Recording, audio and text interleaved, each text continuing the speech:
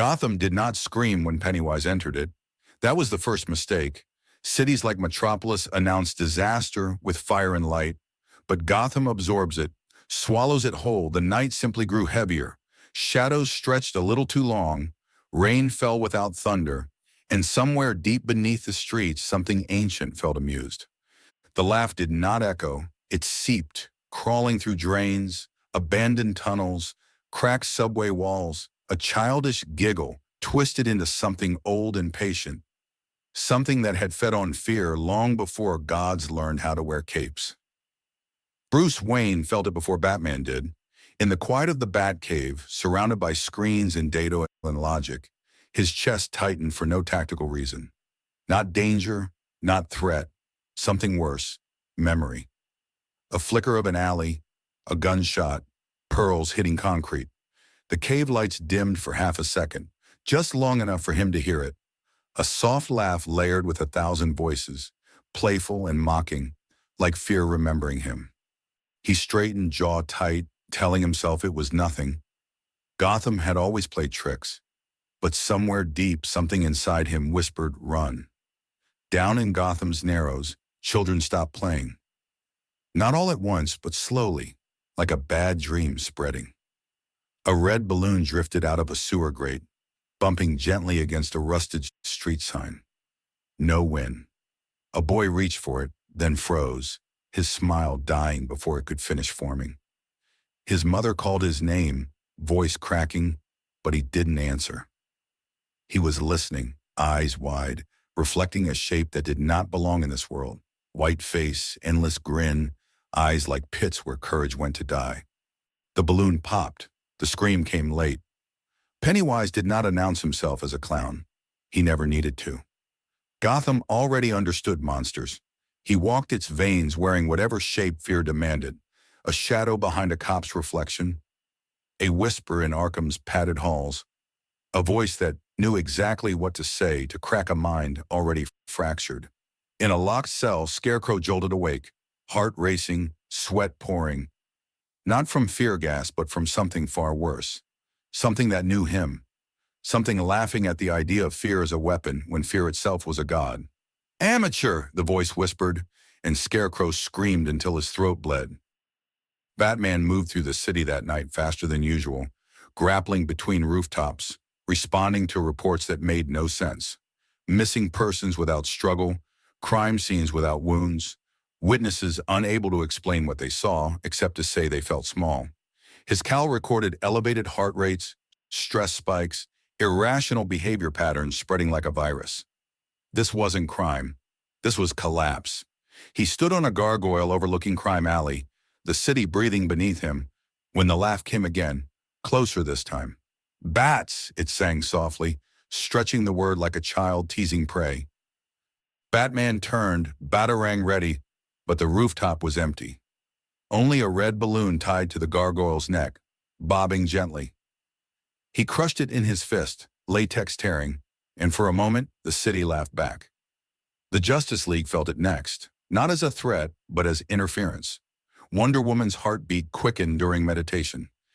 Images of fallen sisters flickering unbidden.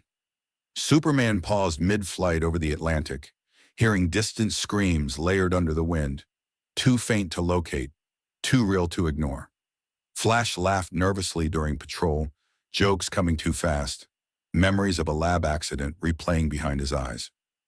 Green Lantern's ring flickered for the briefest instant, yellow bleeding into green before stabilizing. Fear was rising, not exploding, rising like water before a flood. In Gotham, Pennywise fed, not on blood, not yet, on hesitation, on doubt, on the moment before bravery when the mind imagines failure. He grew sharper, clearer, less playful. The clown's smile widened because it no longer needed to pretend. Gotham was perfect, a city already fractured, already afraid of itself. He stood beneath the city now, in a cavern older than Wayne Tower, older than Gotham's name, and looked up, sensing the presence of gods and men in armor. "You're all so loud," he murmured, eyes glowing in the dark, "and you taste wonderful." Above ground, the bat signal cut through the clouds, a symbol Gotham clung to, but the light flickered just once. Batman watched it, feeling something he hadn't allowed himself in years. Uncertainty. Not about what to do, but about whether this enemy could be punched, trapped, or outthought. The laugh rolled again, closer, inside his head now, gentle and cruel. "Fear isn't your weakness," Pennywise whispered. "It's mine." And in that moment, as Gotham held its breath, the city began to fall without a single building collapsing. Gotham did not panic the next morning. Panic requires clarity, and Gotham had none. What it had was hesitation. People woke up with headaches and half-memories, alarms unanswered, coffee going cold in cups that hands suddenly forgot how to lift. The news spoke of missing persons, but the anchors blinked too often, losing their place, voices trembling without knowing why. Fear without a face is the most efficient kind, and Pennywise understood that better than anyone who had ever worn a mask. Batman tracked patterns, not crimes. Subway cameras showed people stopping at the edge of platforms for no reason, children refusing to enter classrooms. Hardened criminals in lockup curled into corners, whispering apologies to things that weren't there. Every data point screamed psychological warfare. But there was no toxin, no signal, no text signature. It wasn't being deployed, it was being invited. Gotham was opening itself willingly. In the cave, Alfred watched Bruce silently, recognizing the tension in his shoulders. The old one, the kind that came before sleepless weeks and broken knuckles. "Master Bruce," Alfred said carefully, "whatever this is, it feels personal."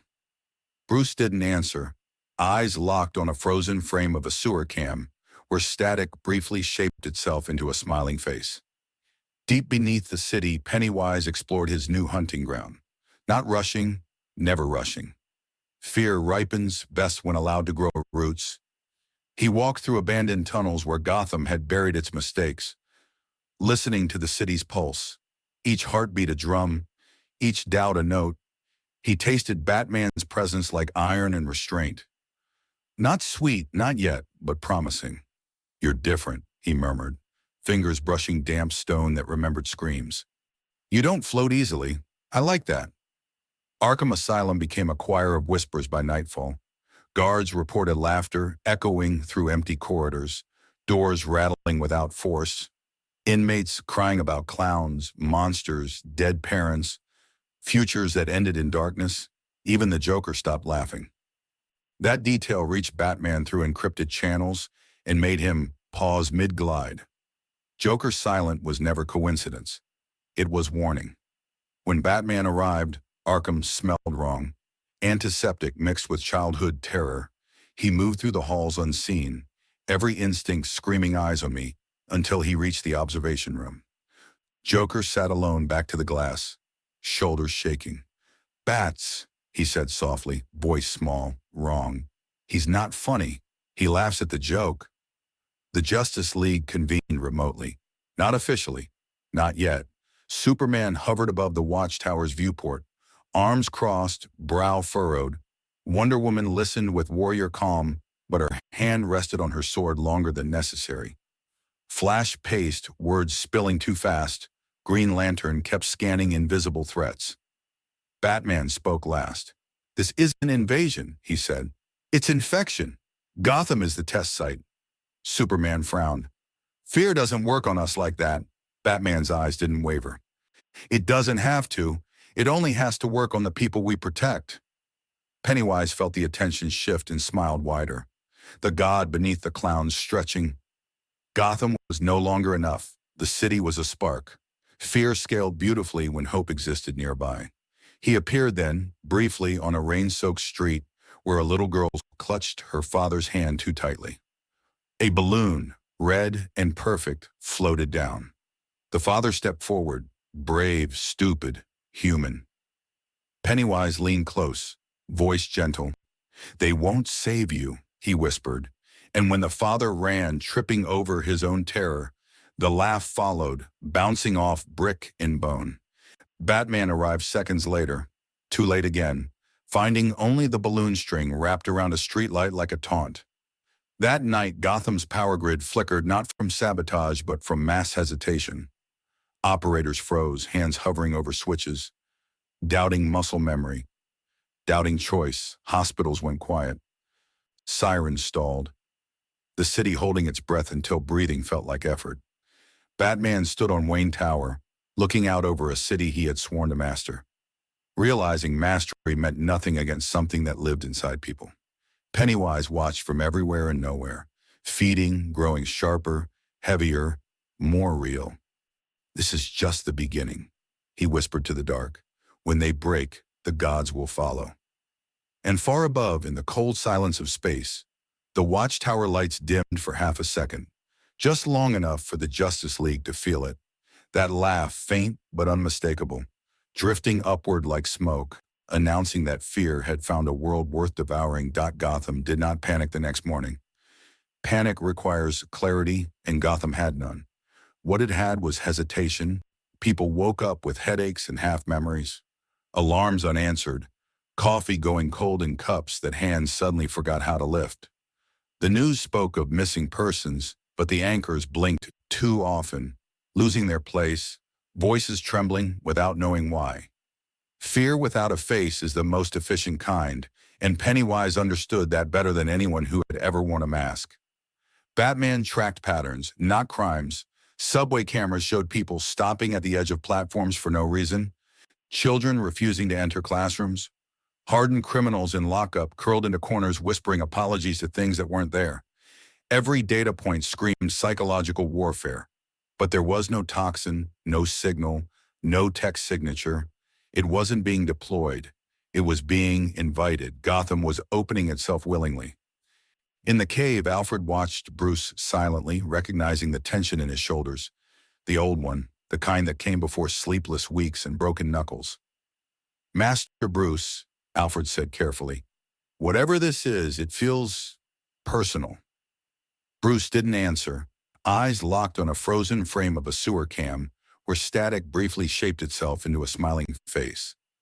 Deep beneath the city, Pennywise explored his new hunting ground, not rushing, never rushing. Fear ripens best when allowed to grow roots.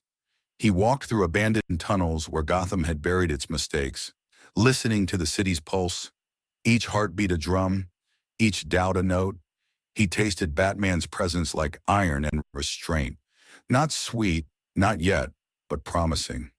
"You're different," he murmured, fingers brushing damp stone that remembered screams.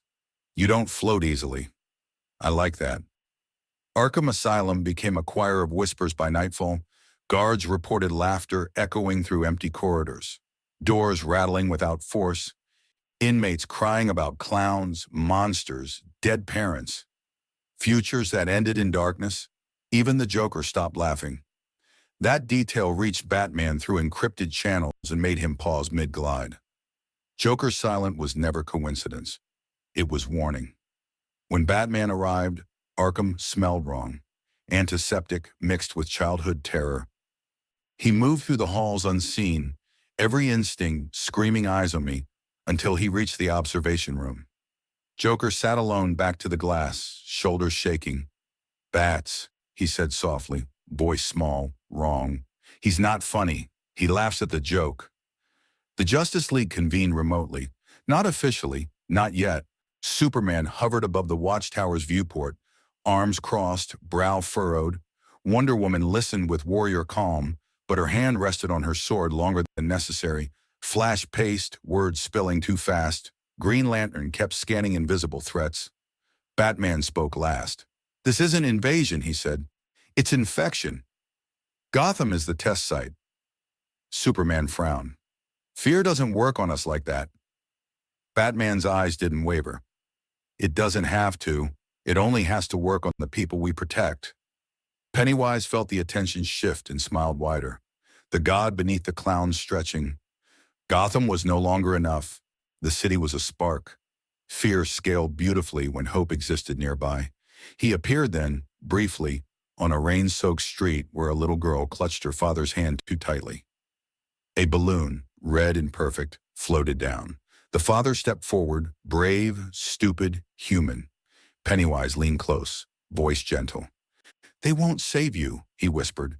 And when the father ran, tripping over his own terror, The laugh followed, bouncing off brick and bone. Batman arrived seconds later, too late again, finding only the balloon string wrapped around a streetlight like a taunt. That night, Gotham's power grid flickered not from sabotage but from mass hesitation. Operators froze, hands hovering over switches, doubting muscle memory, doubting choice. Hospitals went quiet. Sirens stalled. The city holding its breath until breathing felt like effort. Batman stood on Wayne Tower, looking out over a city he had sworn to master, realizing mastery meant nothing against something that lived inside people. Pennywise watched from everywhere and nowhere, feeding, growing sharper, heavier, more real. "This is just the beginning," he whispered to the dark. "When they break, the gods will follow." And far above, in the cold silence of space, the watchtower lights dimmed for half a second, just long enough for the Justice League to feel it. That laugh, faint but unmistakable, drifting upward like smoke, announcing that fear had found a world worth devouring. Yes, continue. By the third night, Gotham stopped pretending nothing was wrong. The city didn't riot, didn't burn. It hesitated. Streets emptied too early. Trains ran half full. People avoided eye contact like if fear had become contagious, because it had. Batman moved through it like a ghost among ghosts, every shadow feeling occupied, every silence feeling watched, his cowl feeding him data that no longer helped. Heart rates spiking across entire districts, cortisol levels rising without stimulus, fear without trigger, the worst kind, the kind that makes people imagine the monster themselves. Pennywise learned Gotham quickly, not its maps but its wounds.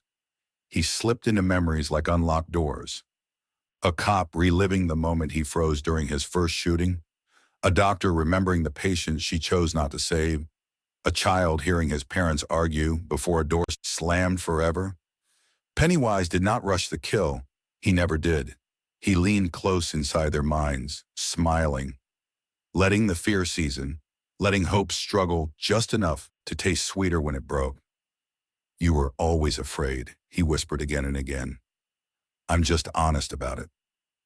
Batman finally saw him clearly in Crime Alley, not as a trick, not as a shadow, but standing there under a flickering streetlight, white face cracked like old paint, eyes glowing with intelligence and hunger. The clown bowed theatrically, balloon string wrapped around his wrist like a leash. "Hello, Bruce," Pennywise said, voice layered with children and corpses and laughter. Batman didn't flinch, batarang already flying. It passed straight through, slicing fog, Pennywise tilting his head in mock disappointment. "Oh no," he sighed, "you don't get to hit me yet." For the first time in years, Batman felt something slip. Not fear exactly, but frustration. This thing wasn't physical, wasn't bound by rules he could exploit. Pennywise stepped closer, and the alley stretched, walls breathing. The pearls hit the ground again, rolling toward Batman's boots. Pennywise crouched, eyes level with his. "You think fear made you strong," he whispered. "It just made you useful." Batman triggered his grapnel and vanished upward, refusing the conversation, refusing the memory. But the laugh followed him across rooftops, inside the cowl, inside the silence. Across the city, villains broke in unexpected ways. Penguin locked himself in his vault, surrounded by guns he never touched. Two-Face flipped his coin until his fingers bled, terrified of the result. Even Bane hesitated mid-operation, venom pumping but confidence cracking. Gotham's underworld had always thrived on fear, but this was different. This fear had direction, intelligence, purpose. Pennywise was not competing, he was replacing. The Justice League arrived in Gotham physically this time, not all at once. Superman first, hovering above the city like a misplaced sun.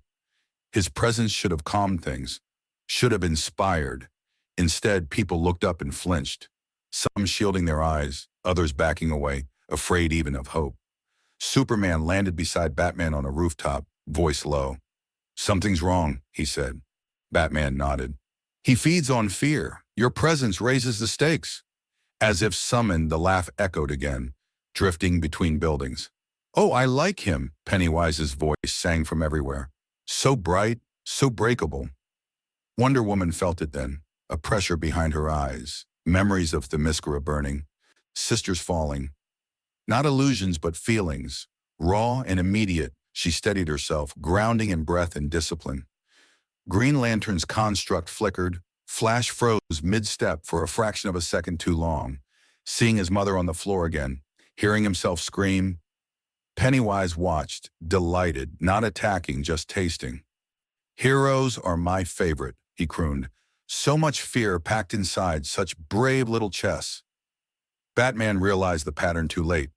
This wasn't about Gotham alone. Gotham was bait, a city steeped in fear enough to open the door. Pennywise was anchoring himself, feeding, growing, every fearful thought another brick, another root sunk into this universe. And once rooted, gods could starve. Batman keyed a private channel. We can't fight him like this, he said. Fear strengthens him. Superman clenched his fists. Then what do we do? Batman looked out over the city he had broken himself to protect. We endure. We don't give him what he wants. Below them, a child laughed suddenly, high and shrill, then screamed, the sound slicing through the night. Pennywise's silhouette appeared briefly in the reflection of a puddle. Taller now, sharper, less clown, more thing. Something ancient, stretching comfortably in a new world. Such a nervous place, he whispered lovingly. Gotham might be my favorite meal yet. And as dawn threatened but never arrived, Gotham realized something was hunting it that didn't care about bodies, only belief. And in the quiet between heartbeats, fear began to feel permanent. By the fourth night, Gotham stopped sleeping entirely, and when a city stops sleeping, it starts dreaming while awake. Which is far worse. People walk through streets, half present, half elsewhere, flinching at reflections that moved wrong, at laughter that came from inside their own heads. Emergency rooms filled with patients who had no wounds. Only terror etched so deeply into their faces it looked permanent. Doctors whispered about mass hysteria, but the word felt weak for something that watched back, something that knew names in childhood bedrooms, and the exact moment every soul learned what fear tasted like. Batman pushed himself harder than ever, staying in motion, because stopping meant listening.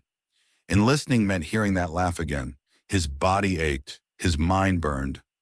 But discipline held, it always had, until it didn't. In the Batcave, the screens began glitching. Not failing, just distorting, faces lingering a second too long, smiling where they should not. Alfred's voice cut through steady, but concerned, asking Bruce to rest. And Bruce almost snapped, because rest felt dangerous now. Pennywise didn't need sleep, and that meant fear didn't either. Pennywise walked Gotham openly now. Not always seen, but always felt, his presence bent. Probability, children cried in locked rooms. Adults hesitated at doorways, unable to cross thresholds like prey sensing a predator beyond sight. He fed constantly, yet never seemed full. Gotham was a buffet of unresolved trauma layered over generations. Every brick a memory, every alley a scar. He leaned against a lamppost watching a patrol car roll past.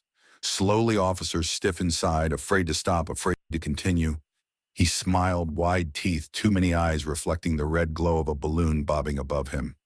Such a good city, he thought, so eager to be afraid. The Justice League tried to intervene directly and failed without throwing a single punch.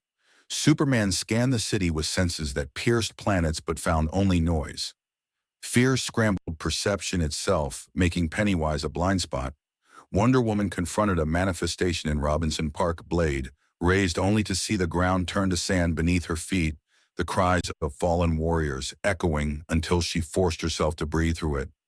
Grounding in truth, not terror, Flash vibrated through streets trying to outrun the whispers, but they stayed with him faster than light because they lived inside memory, not space. Green Lantern willed constructs stronger, brighter, until yellow light bled through the edges, fear contaminating will itself. Batman watched it unfold and understood something horrifying. Pennywise was not attacking them. He was educating them, teaching this universe what kind of god he was, one that didn't need conquest, only surrender. Every failed move, every flicker of doubt fed him more than blood ever could. Gotham was collapsing without a single building falling. Its people folding inward, trust eroding courage, thinning hope rationed like oxygen. Arkham finally broke completely when the power went out, not from sabotage, but because no one threw the switch. Guards froze, inmates screamed, and the walls echoed with laughter, layered upon laughter. Pennywise moved through the dark like a king inspecting his kingdom, brushing fingers along padded doors, savoring each mind cracking open. When the lights flickered back on, he was gone, leaving only red balloons tied to bed's rails and bars bobbing gently as if applauding. Batman returned to Crime Alley alone, standing where it began, where fear had forged him into something useful, and Pennywise appeared again clearer, now taller, less clown, more nightmare, stretching upward like a thought-given form. They stood facing each other, not fighting because this was not a fight. It was a conversation about ownership. You think you own fear, Pennywise said softly.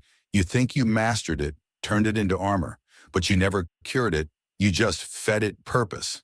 Batman's voice was steady when he replied, "Fear doesn't own me," and Pennywise laughed delighted because that resistance tasted best of all. Above them, Gotham's skyline dimmed as businesses closed sirens, stalled prayers, whispered and unanswered. The city was learning a new rule. Fear was no longer a response, it was a ruler. Pennywise looked up, arms spread wide, feeling the weight of the city settle into him like a crown. "This place," he murmured, "this place understands me." Batman vanished into the dark again because he had no answer. Yet only one certainty: this was no longer about saving Gotham from criminals or even monsters. This was about saving it from itself. And as Pennywise's laughter rolled through streets and sewers and sleeping minds, the city crossed a line it could not see but would feel forever. By the time the sun should have risen, Gotham understood something fundamental. The night was not ending because something down below was finally awake, and it was very, very happy. The Justice League had faced gods before, but gods usually arrived with thunder or fire or declarations of war. Pennywise arrived with silence, and that unsettled them more than any invasion ever could. Gotham had become a pressure point in reality, a place where fear didn't spike, it accumulated, and every hour that passed without resistance made the thing beneath the city heavier, more defined, more real. Batman knew it before anyone said it out loud. Whatever Pennywise was becoming, it was no longer confined to Gotham. Fear was leaking outward like radiation, invisible but lethal. Superman hovered above the city again, forcing himself to stay despite the instinct screaming that his presence made things worse. From above, Gotham looked unchanged: skyscrapers, intact streets, still mapped. But his hearing told a different story: heartbeats out of rhythm, breaths too shallow, prayers whispered without words. Fear distorted sound itself, turning the city into static. He focused down into the earth, searching for the source. But Pennywise was not a frequency, not a pulse, not even a mind the way minds usually worked. He was an idea wearing hunger, and ideas didn't show up on scans. Below, Pennywise fed deliberately now, choosing moments that mattered. A courtroom froze mid-verdict when the judge suddenly couldn't remember the law, only the feeling of being wrong once before. A school locked its doors from the inside when teachers convinced themselves the outside was worse than whatever waited within. Police stations filled with officers gripping weapons they didn't trust themselves to use. Fear wasn't causing chaos, it was causing paralysis, and Pennywise grew taller in the spaces between decisions, his form stabilizing, less distortion, less flicker, more certainty. Batman tracked the spread beyond Gotham next. Metropolis reported an uptick in panic attacks, Central City in unexplained hesitation, Coast City in rising yellow spectrum readings. The pattern was clear: fear rippled outward, following attention, and the Justice League's focus was a beacon. Pennywise wanted witnesses, wanted belief, wanted the weight of gods acknowledging him. Batman addressed them bluntly in the Watchtower war room, his voice calm because calm was a weapon now. "Every time we react like he's a physical threat, he wins," he said. "He feeds on the idea that we can fail." Flash swallowed hard, trying to joke and failing. "So what, we just don't be scared?" Batman's gaze was sharp. "We don't perform fear," he said. "We don't let civilians see us doubt." Wonder Woman nodded, understanding. Immediately, fear as performance, fear as permission. Green Lantern clenched his fist. Feeling the ring hum uneasily, Superman looked away for a moment because Even gods remembered helplessness. Pennywise felt the shift and laughed not loudly but deeply satisfied. Heroes trying to starve fear was adorable. Fear didn't need permission, it just needed honesty. He stepped into Metropolis, briefly wearing the shape of a child crying alone in an alley, and the city stiffened, feeling something wrong in a place that was supposed to be safe. He didn't stay long. Gotham was still his throne, but it pleased him to know the door was open. In Gotham, the collapse accelerated not with screams, but with systems failing quietly. Public transit halted because operators hesitated, power plants throttled down, because engineers doubted readings, hospitals triaged nothing because choosing felt dangerous. Pennywise walked through it all unseen by most yet felt by everyone, each fear-fed step making the ground feel softer, like reality itself was beginning to give. He was no longer feeding to survive, he was feeding to ascend. Batman descended alone again, not because he wanted to, but because someone had to anchor the city to something that wasn't fear. He moved through neighborhoods on foot, letting people see him.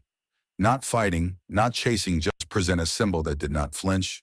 Some looked relieved, others terrified that the bat was still here, as if his presence confirmed the nightmare. Pennywise watched amused. "You think you're hope," he whispered into Bruce's mind. "You're proof."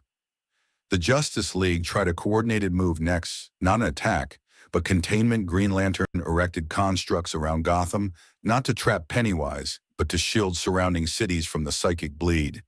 Wonder Woman stood at the perimeter, grounding herself, in truth ancient and unafraid. Superman stationed himself visibly over Gotham, acting as a promise rather than a weapon. Flash ran supply routes, keeping systems moving, forcing motion where fear demanded stillness. For a moment it worked, and Pennywise felt it, a thinning of resistance. He smiled wider because resistance meant fear still existed, and fear was still his. He rose then, not physically but perceptually. Everyone in Gotham felt heavier, like gravity increased, like the air thickened. Children cried, adults froze, heroes tensed. Pennywise's voice rolled through the city, soft and intimate. "You can't save them," he said, not threatening, not mocking, just stating a fact. "They're already mine." Batman felt it too, the pressure, the temptation to doubt, and that was when he understood the real danger. Pennywise wasn't here to kill heroes, he was here to prove that fear was the true power in this universe, and if he succeeded, gods would kneel without ever being touched. Gotham shook not from destruction, but from acceptance, and somewhere deep beneath it all, Pennywise settled into his new shape, a god built not of flesh, but of belief fed by every moment. Someone chose fear over action. The war had begun, and no one had thrown a punch yet. Fear began to behave like gravity, pulling everything inward, bending choices, slowing reactions, making even the strongest hesitate before moving. And Pennywise stood at the center of it, unseen, yet undeniable, a pressure rather than a presence. The Justice League felt it in different ways. Superman felt his confidence dull, not weakened, just questioned, a sensation alien and infuriating. Wonder Woman felt old battle instincts rise, only to be smothered by memories of wars lost. Flash felt time stretch between heartbeats long enough for doubt to slip in. Green Lantern felt the ring strain, not from lack of will, but from fear contaminating imagination itself. Batman understood. Now this was escalation without violence. Pennywise was teaching the world a new language, one where fear was no longer an emotion, but a resource, and Gotham was the proof of concept. The city moved slower every hour, choices delayed until consequences chose. Instead, Pennywise did not roar, he whispered, and the universe leaned closer to hear. In Gotham, a bridge shut down, not because it was damaged, but because the engineer froze. Staring at his own hands, unsure they would obey him, people stood in traffic, unmoving engines idling, radios humming, voices calm and terrified at once. Pennywise walked among them, unseen, brushing past shoulders, drinking in the hesitation like warm breath. He was no longer amused, now he was focused, refining, feeding, filtering fear, until only the purest remained, the kind that reshape reality. Batman moved through the city again, deliberately visible, cape open stance. Relaxed, fighting instinct screamed at him to hunt, to strike, but he resisted because Pennywise wanted reaction, wanted escalation, wanted fear to spike sharp and bright. Instead, Batman spoke quietly to people. helped a stalled car, guided a shaking woman across the street, forced normalcy like medicine into a body rejecting it. Pennywise watched, intrigued irritation flickering for the first time because denial starved him in small ways. The Justice League attempted direct confrontation again. This time, coordinated Wonder Woman entered Gotham, openly sword-sheath posture, calm. Superman descended slowly, not as a savior, but as a citizen. Flash stood still, forcing himself not to vibrate, not to flee. Green Lantern dimmed his constructs, grounding himself in discipline over imagination. They did not search, they waited, and Pennywise felt the space tighten, not threatening, but firm like a door closing gently.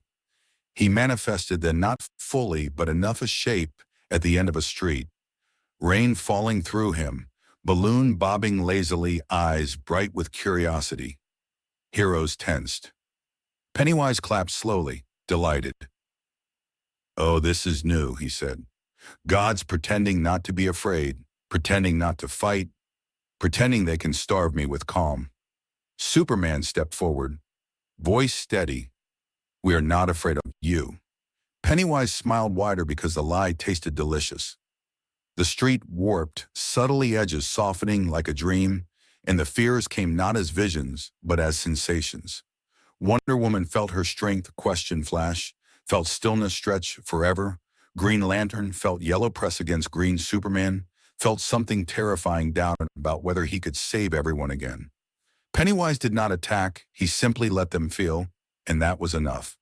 The pressure rose, Gotham held its breath, and Pennywise grew clearer, taller, less playful, more absolute. Batman stepped between them, then not armored, not aggressive, simply present, and spoke not to Pennywise, but to the city. His voice carried through speakers, through screens, through radios.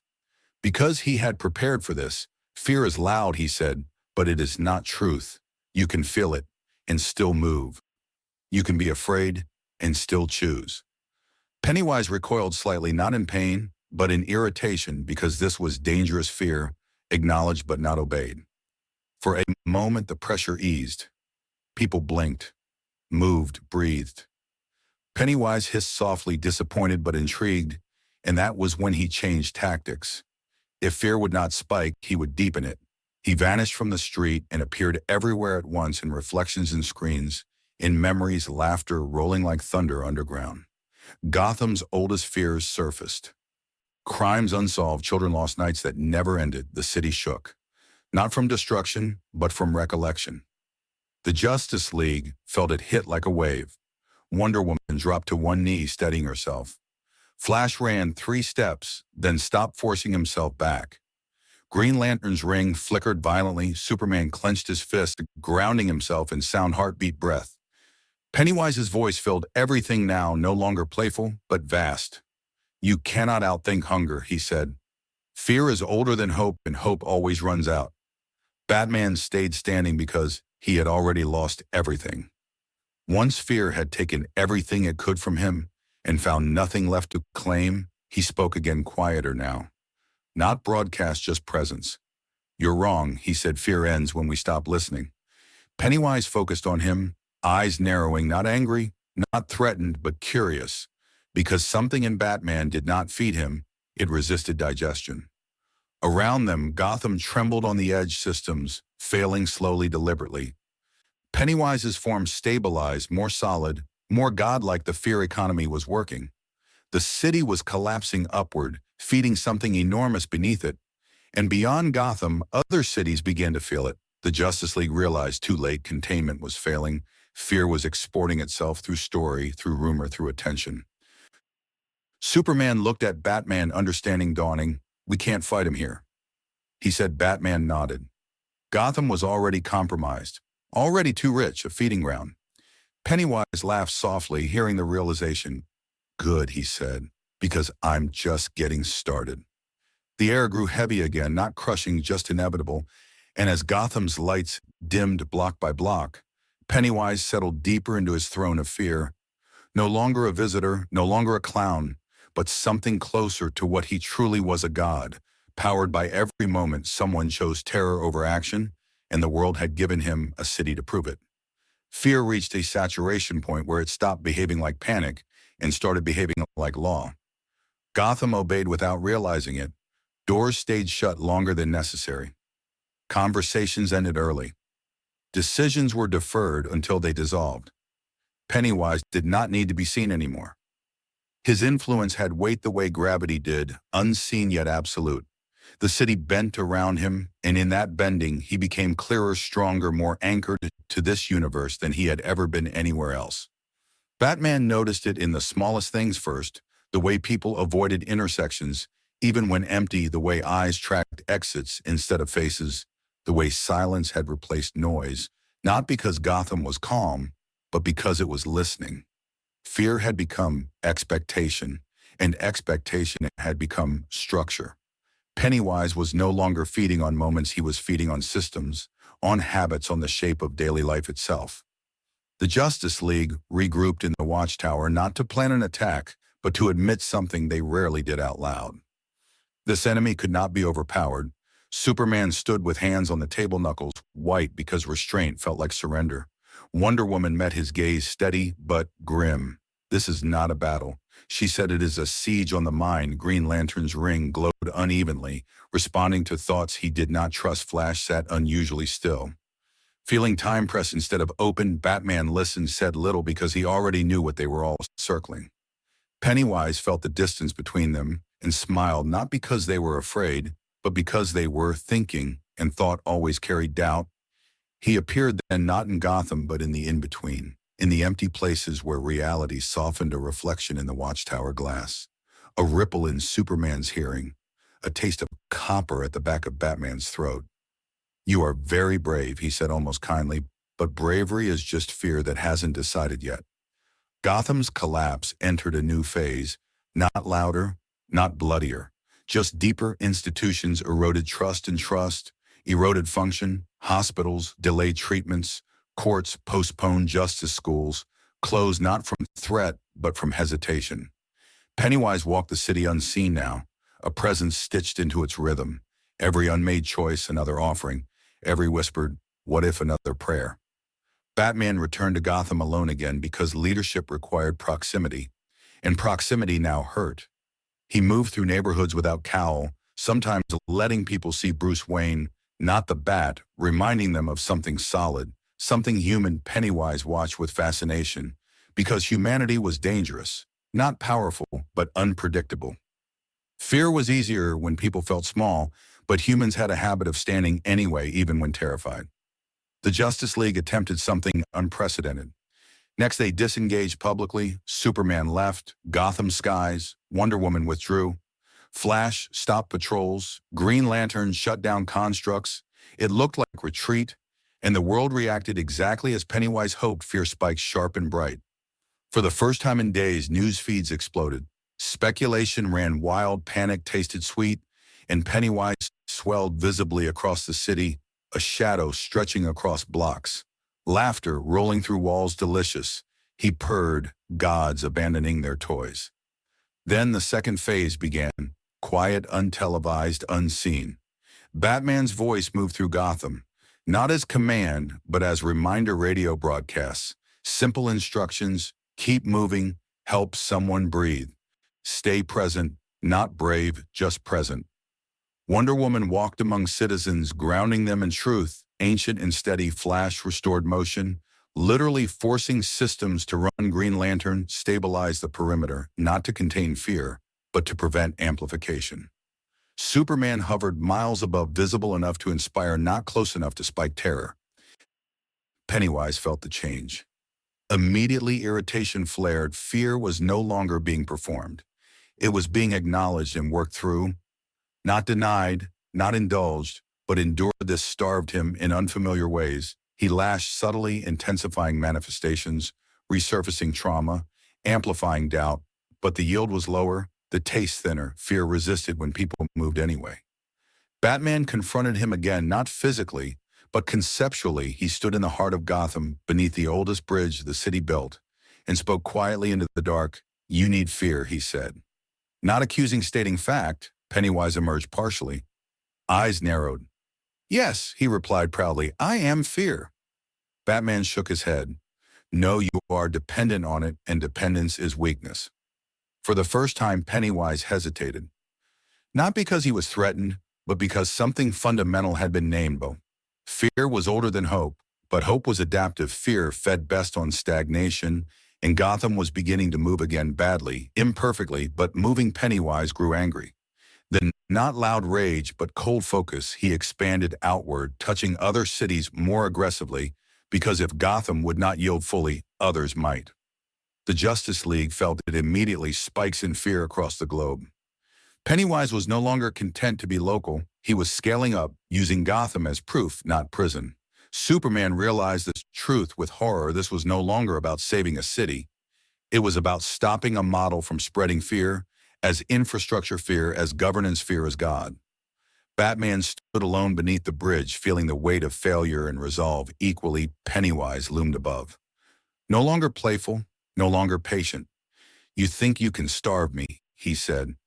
"You think endurance beats hunger." Batman met his gaze steady, unblinking. "Maybe not," he said, "but I can make you work for every bite." Above them, Gotham's lights flickered, then steadied, not healed, not safe, but resisting. And Pennywise understood.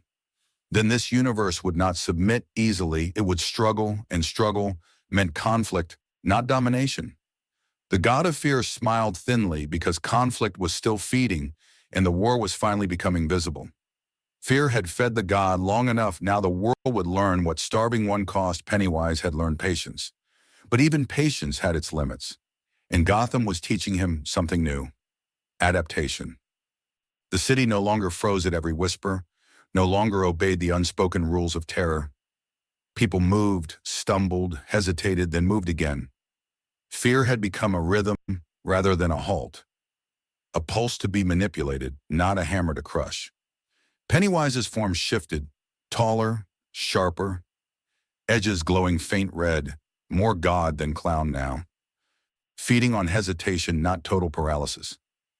The smallest doubt still adding weight to his presence, shaping him into something vast, incomprehensible, and hungry. Batman observed this from the rooftops, noting patterns invisible to the League's global scans. The fear wasn't just emotional anymore. It was structural, fracturing systems, routines, and memories simultaneously. Trains didn't crash, buildings didn't fall, but alarms failed, elevators froze, surveillance loops glitched.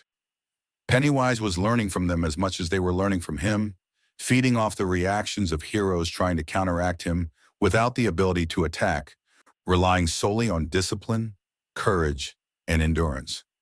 Gotham became a laboratory, every street a trial. Superman hovered above the city, eyes scanning the pattern of hesitation spreading outward from Gotham like ripples in water. Even his X-ray vision faltered, showing faint shadows in places that should have been solid. The presence wasn't physical, it was conceptual, an intelligence that fed on ideas, on the structure of reality itself, bending to fear. Wonder Woman descended into the streets, walking among civilians, grounding them through presence, through action. Simple gestures, guiding a child across an empty street, helping a man restart his stalled car. But each act created tiny shocks, moments Pennywise had not accounted for. Adaptation. Flash moved frantically, racing through alleys, pushing systems to function, forcing motion where stillness tried to dominate. Each beat of his legs, each rotation of tires, each heartbeat he forced in others, through subtle guidance, was a strike against the god beneath Gotham. Even Green Lantern, wielding constructs with painstaking care, realized that containment was meaningless. What mattered now was stabilization, preventing fear from feeding outward to other cities before the League could fully understand its nature. Pennywise hissed softly from the shadows, amused, irritated, tasting this resistance. It was sharp, unexpected, and delicious. The first direct confrontation happened without physical contact. Batman confronted him in the abandoned courthouse where Pennywise had been gathering manifestations of fear from all over the city. The air rippled unnaturally, dust hovering midair, walls breathing subtly as if alive. "I am older than gods," Pennywise whispered, voice shifting between playful and eternal. "You think you can starve me?" Batman didn't move closer, didn't throw a device, didn't threaten. He simply stood, cowl shadowing his face. "No," he said quietly, "I can make you earn it. Every ounce." The clown god laughed, deep and resonant, not angry but intrigued, studying the challenge. For the first time he hesitated. Gotham trembled quietly. No alarms, no sirens, just tension in the air, as if the city itself was holding its breath. Pennywise spread subtly, a presence in every shadow, behind every reflection, in every whisper and memory. Children refused to sleep, adults froze mid-sentence. The criminal underworld stopped entirely, not in obedience, but because they didn't know what to do with their own fear. And yet, cracks appeared. The League's subtle interventions, encouraging movement, forcing decisions, grounding civilians, began to slow Pennywise's growth. His form flickered, a little less solid, a little less godlike. He hissed low, a sound like metal scratching bone. Intriguing, he thought. Resistance tastes different than surrender. Then he attacked indirectly, not with force but with suggestion. A reflection in a store window, a familiar face warped into something terrifying. A whisper in the mind of a police captain. A sudden memory in the child clutching her teddy bear. The city flinched. Superman reacted, rushing toward the source, but it wasn't there. Wonder Woman tried to intervene, striking the street, and it rippled like water but caught nothing. Pennywise had become the city itself. And yet, for every moment of fear induced, the League countered with tiny sparks of action. Gotham was resisting in ways he had not anticipated. Batman realized the moment for escalation was approaching. He did not call for weapons, devices, or allies. He moved through the city alone, not as the Bat, but as a signal of will. Each step he took, each decision he enforced in the city, each person he reminded to act and became a counterweight to Pennywise's power. The clown god observed, towering, glowing faintly red, amusement shifting to irritation. He had underestimated them, underestimated the persistence of hope even in Gotham. And it was infuriating. He spread farther, a shadow beyond the city now, touching Metropolis and Central City subtly, testing, tasting, calculating. And for the first time, Batman smiled beneath the cowl. Not relief, not triumph, just understanding. Pennywise was powerful, terrifying, almost unstoppable. But he could be measured. And as the clown god loomed above Gotham, laughing softly at the resistance, the city itself began to breathe again. Not fully safe, not fully victorious, but alive and pushing back against the fear that sought to own it entirely. Gotham woke to a city that no longer obeyed logic. Buildings stood, streets were intact, but the heartbeat of the city was fractured. Stoplights blinked out of rhythm, elevators halted mid-ride, phones rang endlessly without connection, and somewhere beneath the streets a faint laugh threaded through the cracks, soft, deliberate, infinitely patient. Pennywise had grown taller now, less clown, more looming nightmare, feeding on hesitation, on the smallest flinches, shaping the city itself into a playground of fear. The metropolis wasn't burning, but it was dying quietly, one thought, one choice, one frozen heartbeat at a time. Batman walked the streets alone, cape flowing behind him, senses stretched beyond human limits.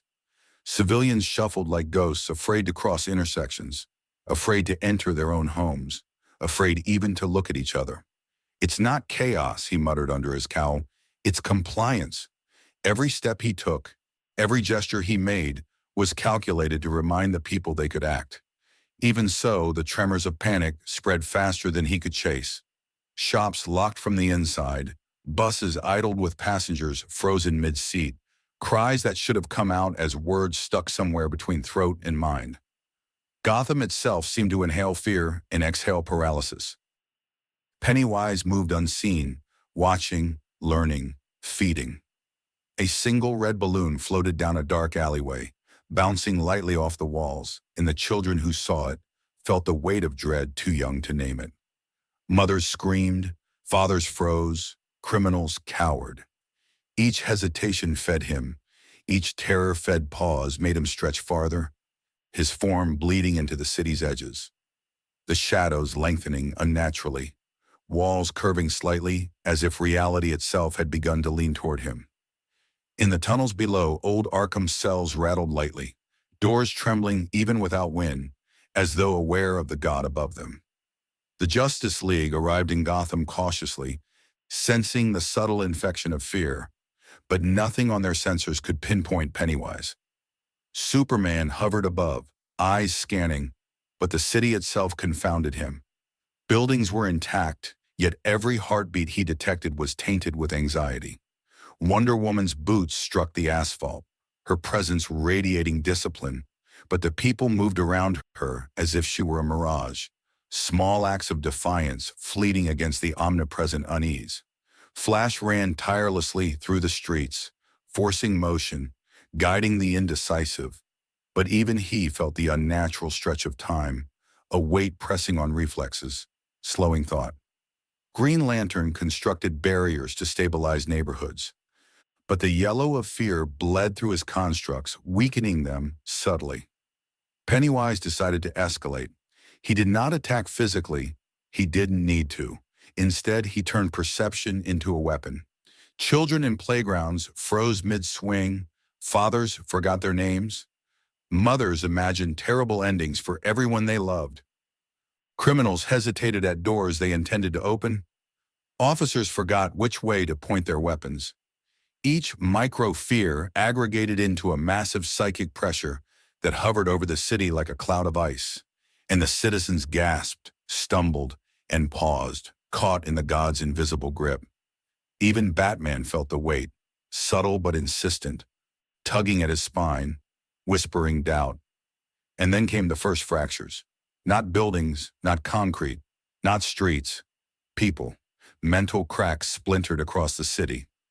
Subway operators refused to move trains, citing a feeling that the tracks might vanish. Teachers abandoned classrooms mid-lesson, convinced the ground would open beneath them. Small riots formed silently, with citizens frozen in their own hesitation, unable to act, yet unable to stay still.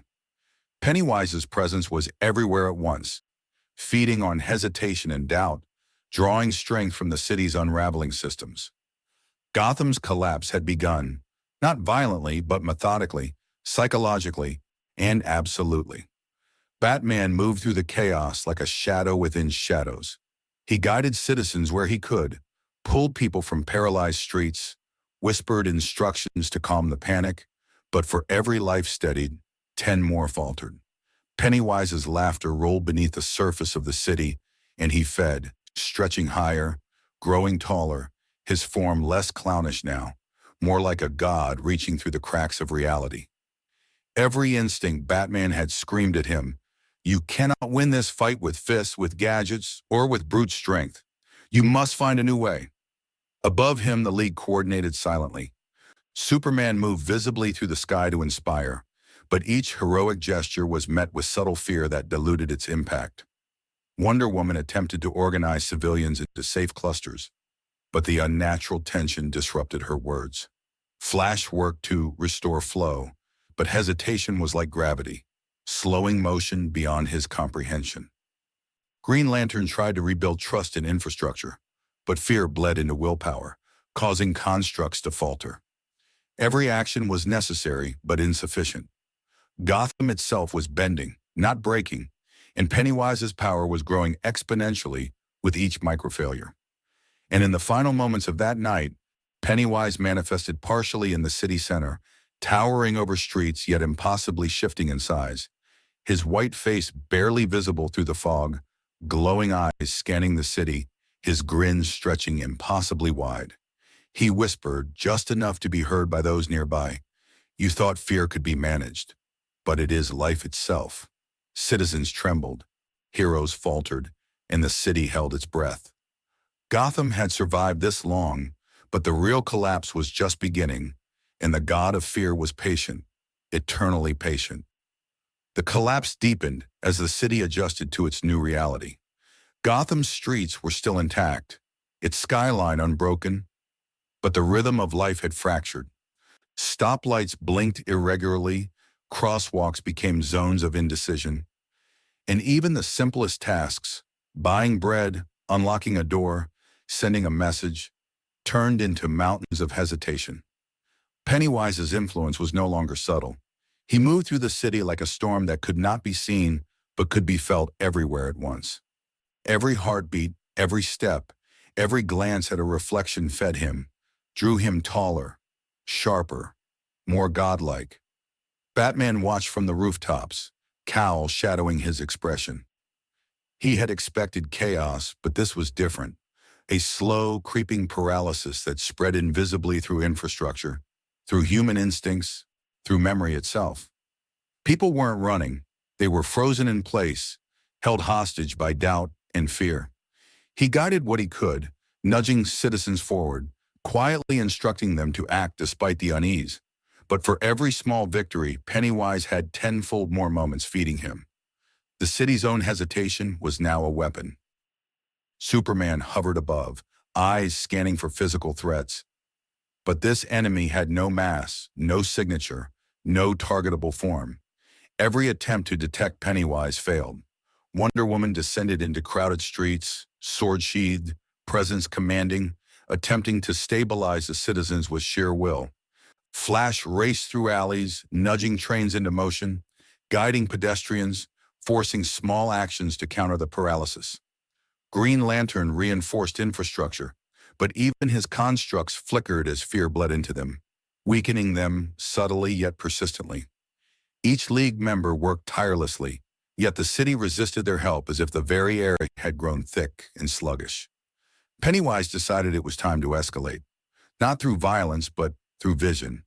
Shadows twisted into familiar faces, reflecting memories of loss and terror that never truly ended. Children saw distorted versions of themselves. Parents imagined the worst for their loved ones. Criminals hesitated mid-step, doubting every plan they'd executed perfectly 100 times. The psychic pressure rolled through Gotham in invisible waves, bending the city toward absolute hesitation. Batman felt the weight pressing on him, subtle but insistent, pulling at his confidence, whispering doubt into his mind. In Arkham, the collapse was worse. Guards refused to enter corridors they had walked for years. Inmates cowered in corners, and the Joker, unusually silent, muttered nonsense about the big clown finally got the city right. Each fractured mind fed Pennywise. Each hesitation was a ladder for his ascension. The city itself seemed to bend around him, not violently, not destructively, but inevitably. He was no longer a visitor. He was an unseen architect, reshaping Gotham from the inside out. Batman moved again, deliberately visible to civilians.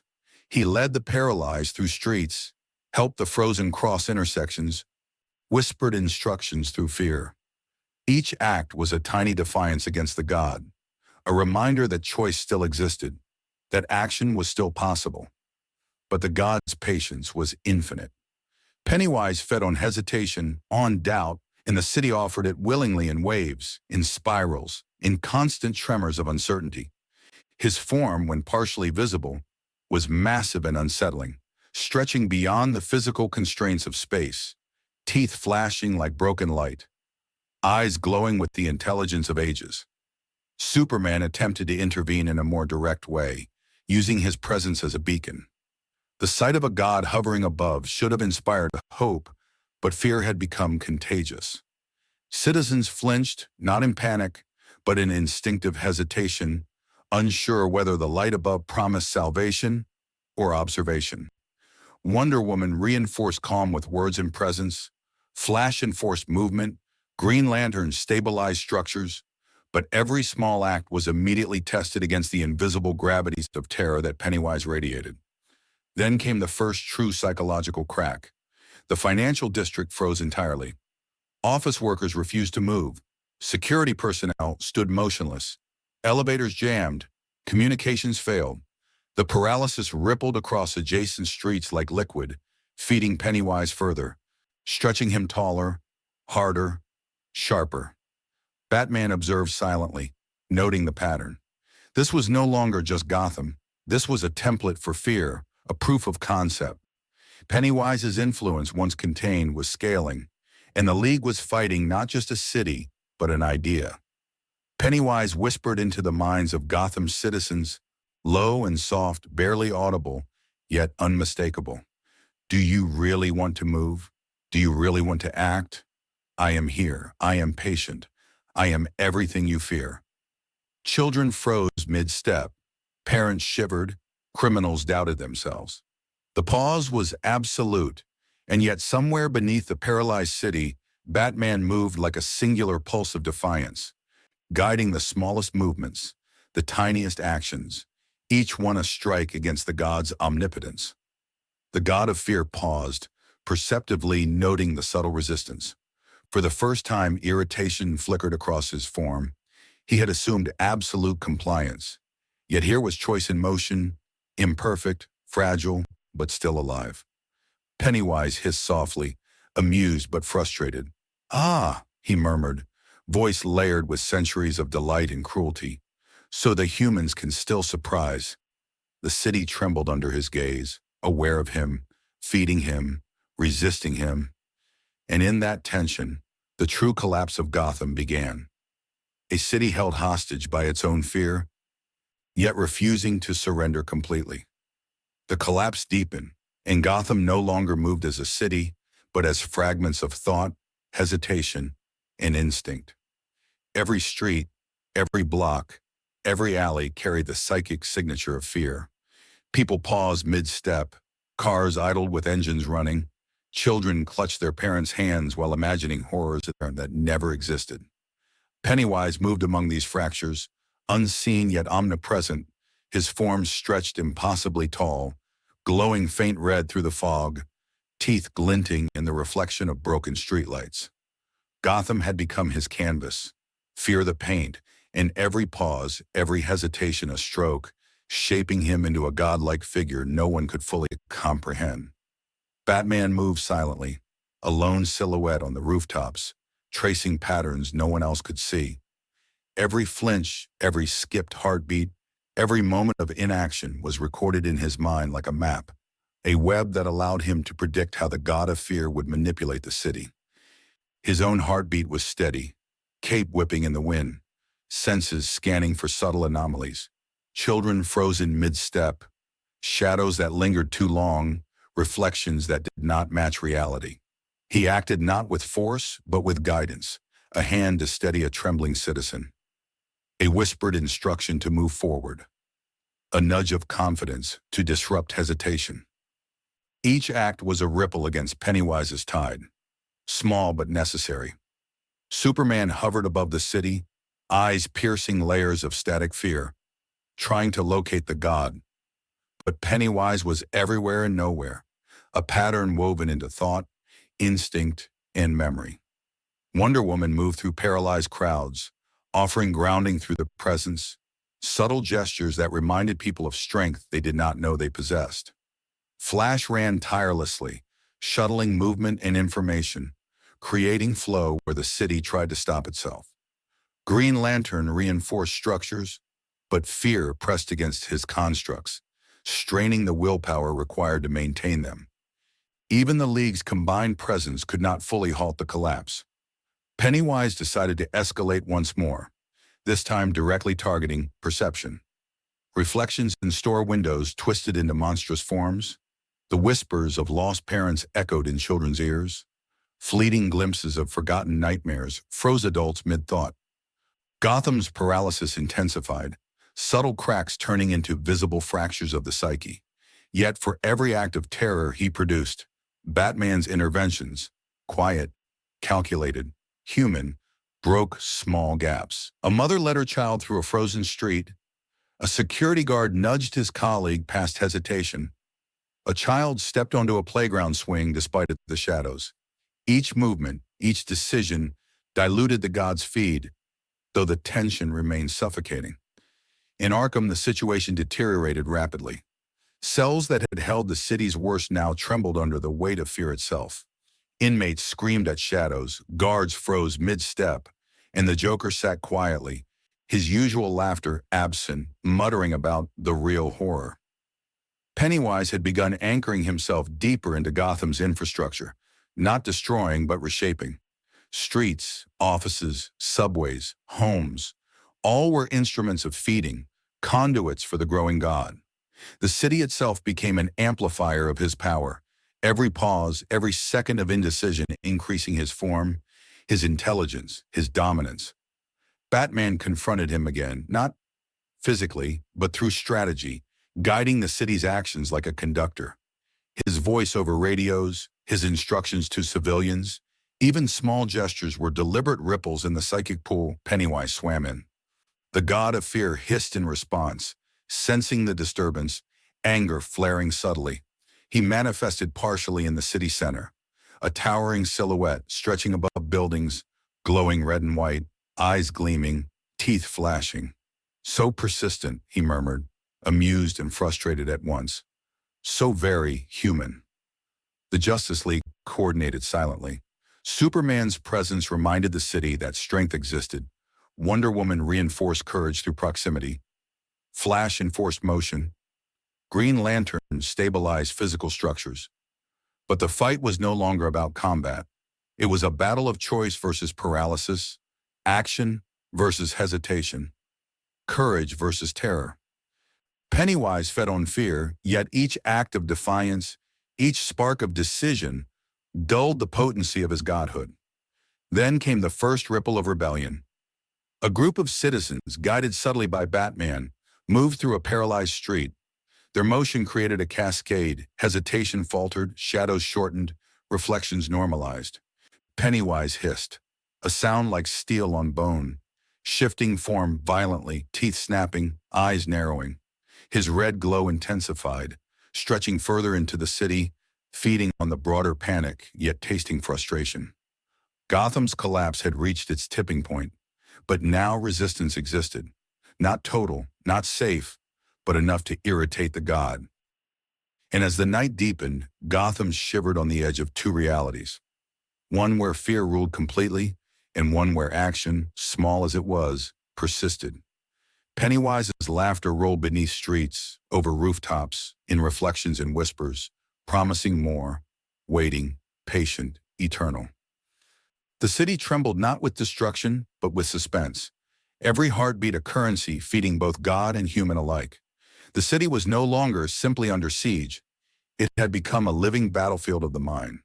Streets pulsed with hesitation, shadows trembled unnaturally, and reflections carried whispers that twisted the familiar into nightmare. Pennywise's form, impossibly tall, stretched across the skyline in fractured glimpses, teeth glinting like shattered ivory, eyes burning like embers, feeding on panic. Gotham had ceased to behave like a city of people and instead acted like a single organism, trembling under the weight of its own fear. Every heartbeat, every pause, every flinch strengthened him. Yet every tiny act of defiance dulled the edges of his omnipotence. Batman moved through the city like a phantom, cape flowing, eyes alert. Every frozen citizen became a map, every hesitation a guide to where Pennywise anchored himself most strongly. He whispered instructions over radios, directed pedestrians through intersections, nudged the paralyzed into motion. These were minor victories, small sparks against a god, but sparks that Pennywise could not ignore.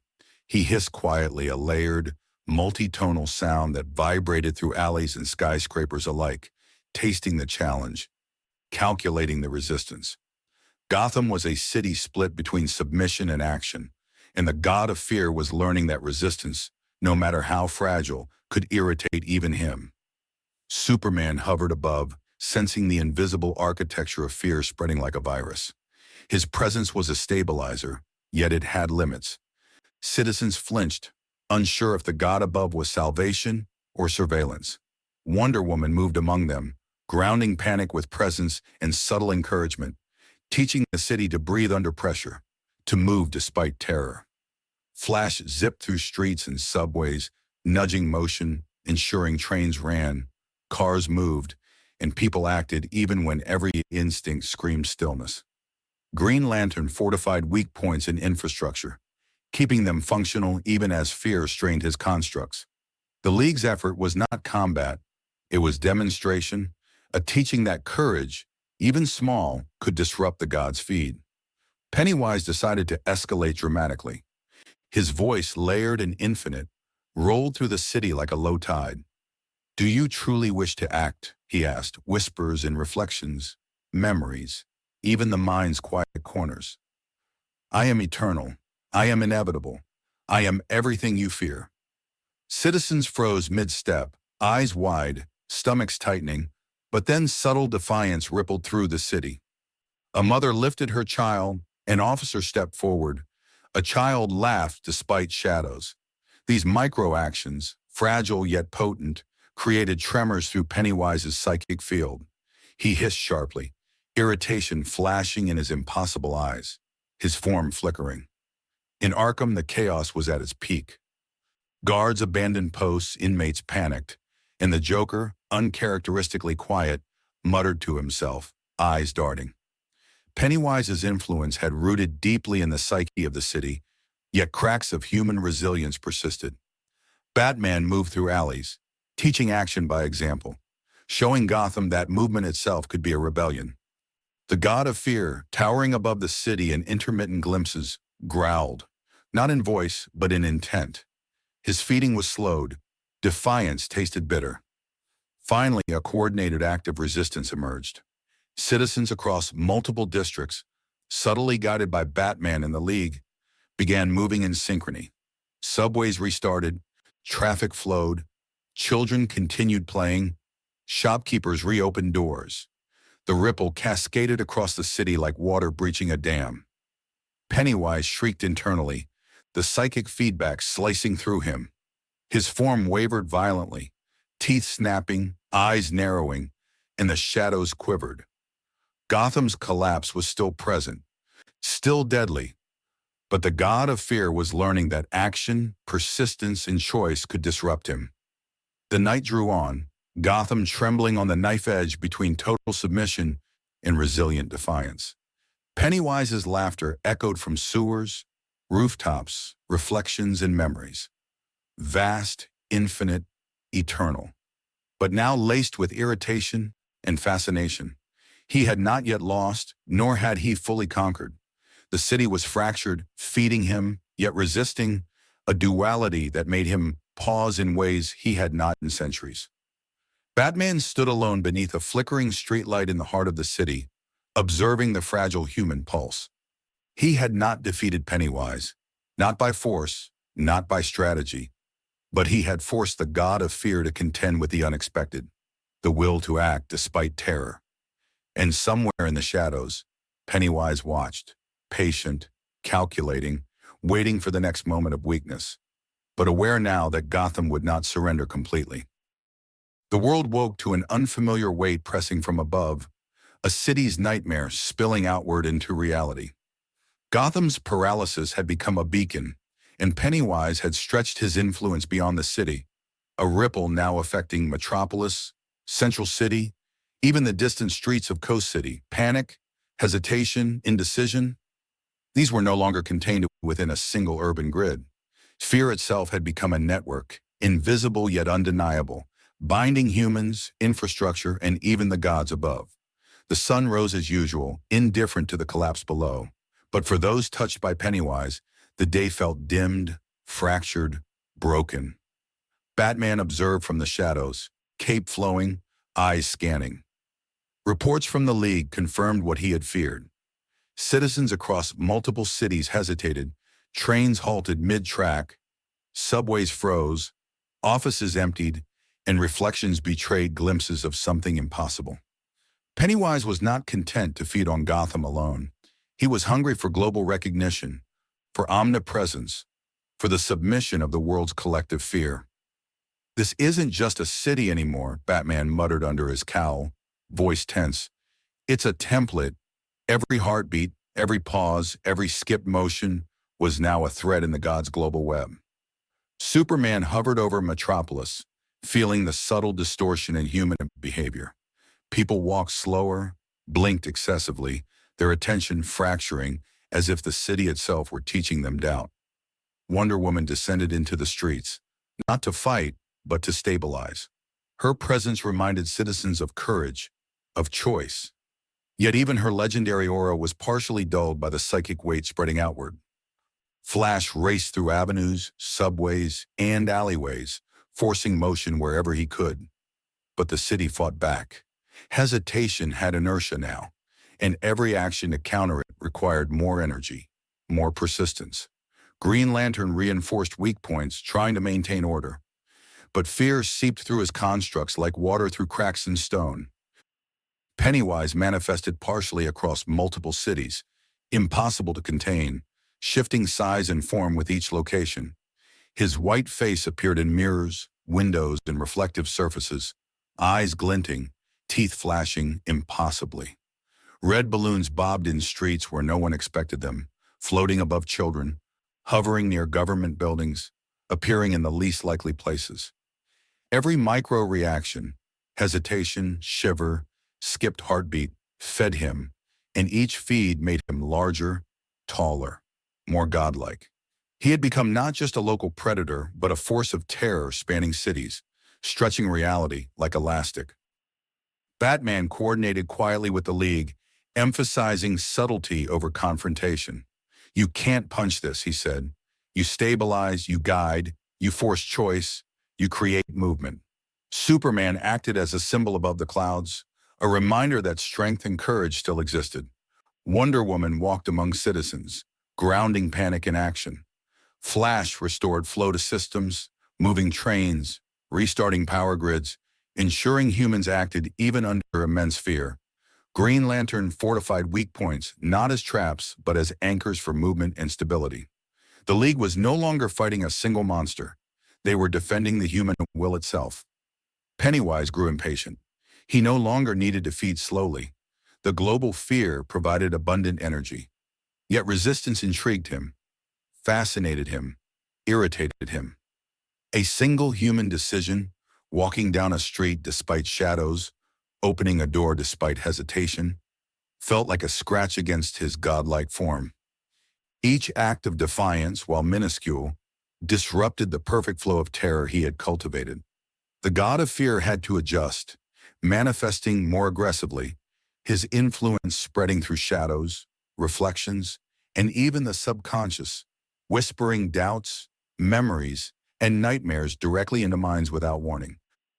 In Gotham, Batman moved deliberately, guiding citizens through streets with whispered instructions. Elsewhere, the League repeated the pattern: create movement, demonstrate courage, reinforce choice.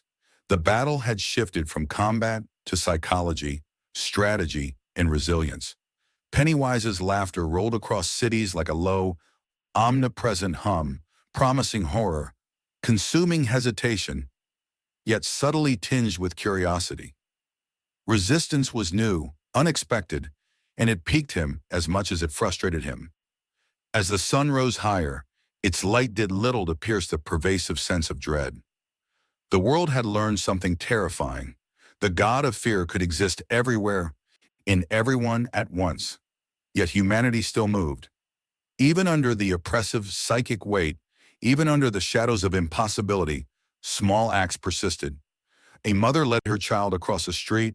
A businessman completed his work despite shaking hands. A subway operator nudged the train forward despite fear.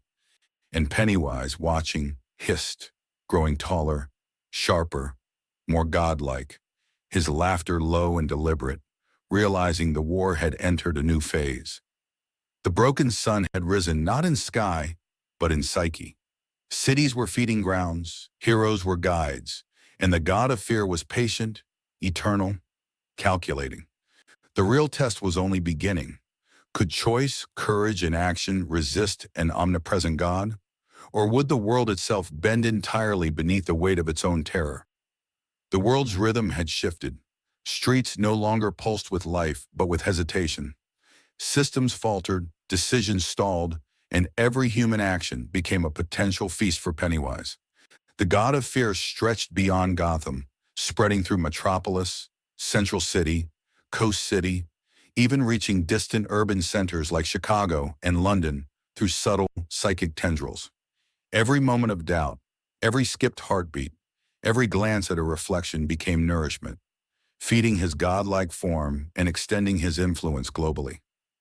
The sun rose above, indifferent, while humanity stumbled beneath a shadow invisible yet undeniable.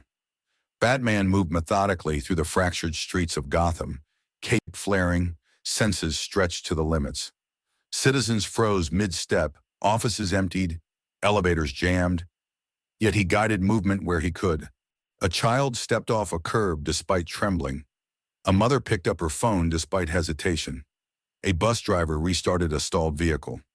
Each small act of defiance created ripples in Pennywise's psychic field, and the god hissed softly, irritation threading the sound. Resistance was not defeat, but it was enough to make him pause, enough to complicate his perfect hunger. Superman hovered above Metropolis, scanning for the invisible pressure. Citizens moved mechanically, reacting to instinct more than will, yet subtle defiance persisted.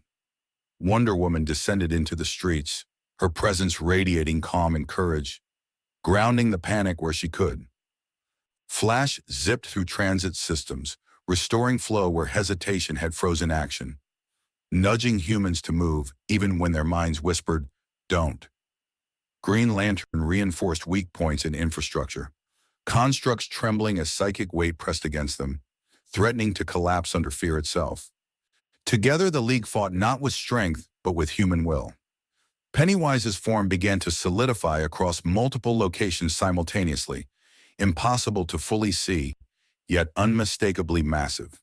White face, impossible grin, glowing eyes, and red balloons floating in streets where none should exist. His presence became an omnipresent nightmare, stitched into reflections, shadows, and memories. He whispered into the world's subconscious, feeding on the hesitation of entire cities. The more humans paused, doubted, or hesitated, the taller, sharper, more godlike he grew. Yet resistance, even fragmented, irritated him. The very act of choice became a puzzle, a flaw in his otherwise perfect feeding strategy. The first cracks in global infrastructure appeared. Stock markets froze mid-transaction, power grids hesitated to shift load, subways stopped mid-track, and government systems became sluggish under the psychic pressure. Pennywise did not attack with force. He needed no violence. The paralysis itself was his weapon. Yet in every city, small acts of defiance propagated like sparks in dry tinder. In London, a child crossed the street despite fear. In Tokyo, workers resumed operation in a halted office building. In New York, commuters followed instructions despite shadows in windows. These acts were minor, yet cumulatively, they disrupted Pennywise's feed. Batman coordinated the scattered resistance, acting as the nervous system for the human network. His instructions, subtle gestures, and calculated presence guided citizens across multiple cities simultaneously through the League's assistance. Superman's symbol in the sky reminded the world that courage existed. Wonder Woman reinforced calm in the storm, Flash restored motion, and Green Lantern anchored what little stability remained. Every act, no matter how small, weakened Pennywise slightly. Yet he remained enormous, his laughter rolling across continents like a low, omnipresent rumble. Pennywise hissed at the unexpected persistence. He had expected fear to dominate, hesitation to spread unopposed, and for every human to feed him willingly. Yet choice persisted, fragile but present, and it irritated him. He escalated, manifesting more aggressively, bending reflections, altering shadows, whispering memories of terror directly into minds across cities. Even with his omnipresence, humans continued to act, imperfectly, fearfully, but still moving. He hissed again, louder this time, and the world trembled beneath his psychic presence. And in Gotham, Batman observed the pattern clearly. Pennywise's influence was now global, his power expanding geometrically with fear. But resistance could spread just as fast. If small acts of defiance multiplied, even the god of fear could be destabilized. The League understood. They were not fighting to destroy him. They could not. But to teach humanity to act despite terror, to enforce choice against the god's omnipresent hunger. It was no longer a battle of strength. It was a war of will. The sun rose higher, indifferent in the sky, while the god of fear stretched through cities, laughing low, patiently, eternally. The broken sun had risen not in the heavens, but in human perception, and the war for free will had truly begun. The sun hung high, indifferent, while the world trembled beneath an invisible weight. Fear had become the ruling force, invisible yet omnipresent, threading through cities and continents. Pennywise moved like a storm across the psychic landscape, feeding on hesitation, doubt, and unspoken terror. He had become more than a being. He was a concept made flesh, a predator of thought, a god sustained by the human mind. Cities froze mid-motion. Entire streets halted in stillness. Subways stopped. Power grids hesitated, and the citizens of the world trembled collectively under his influence. Batman moved like a ghost through Gotham, observing patterns and paralysis, mapping the nodes of hesitation. Every frozen child, every trembling adult, every stalled machine was a thread in Pennywise's network. Yet within those threads were sparks of resistance, subtle but persistent. A mother leading her child across the street, a shopkeeper reopening a door despite fear, a train conductor nudging motion and despite hesitation. Batman guided these sparks carefully, subtly amplifying them to disrupt Pennywise's feed. The League coordinated in parallel.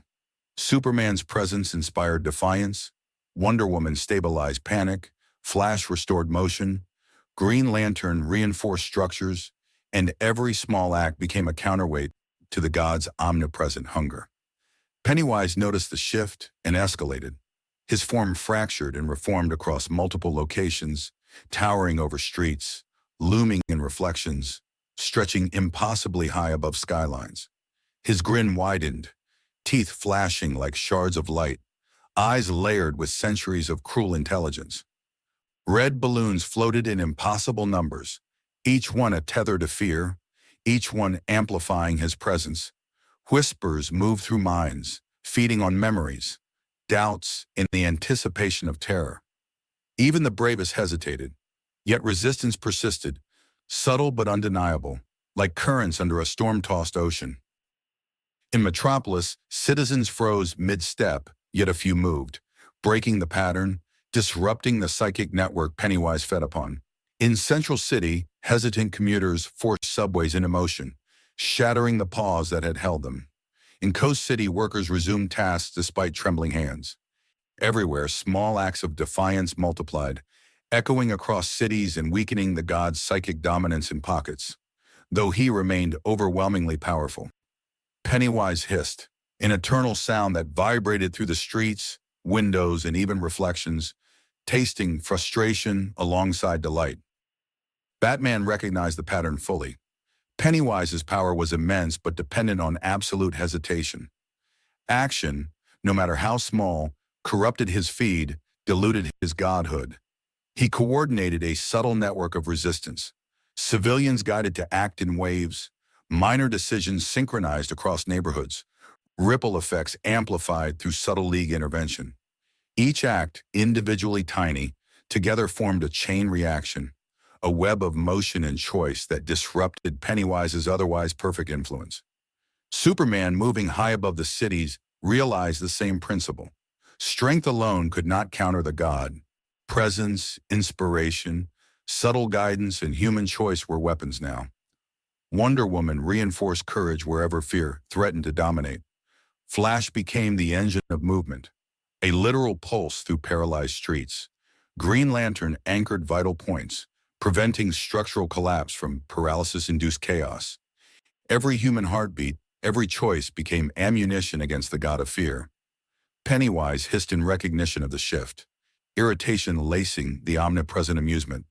He had anticipated a world of perfect terror, but now defiance spread like wildfire, a virus in his carefully cultivated ecosystem of fear. Shadows bent, reflections warped, and whispers licked at minds with increased aggression. Yet humans persisted. The cracks multiplied.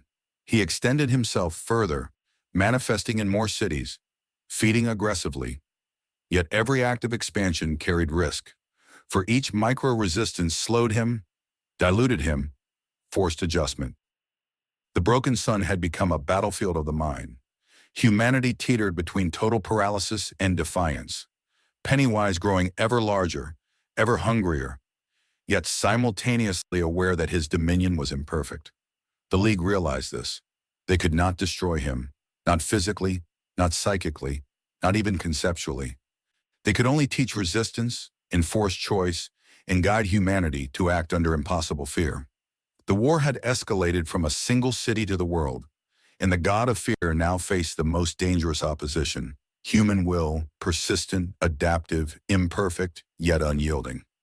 Batman stood on a Gotham rooftop, watching distant cities flicker under Pennywise's psychic storm. He did not smile, did not relax. The god had grown, but so had humanity's defiance. And somewhere in the shadows, Pennywise hissed softly, calculating, expanding, eternal, waiting for cracks, waiting for weakness, waiting for the moment the world would falter again. The world trembled under the weight of an invisible god. Pennywise's presence stretched across continents, threading through cities like a web of shadows and whispers. Fear was no longer local. It was global, intangible, and omnipresent. Citizens froze mid-motion, infrastructure stalled, reflections twisted, and memories of long-forgotten horrors resurfaced, bending reality subtly around the god's will.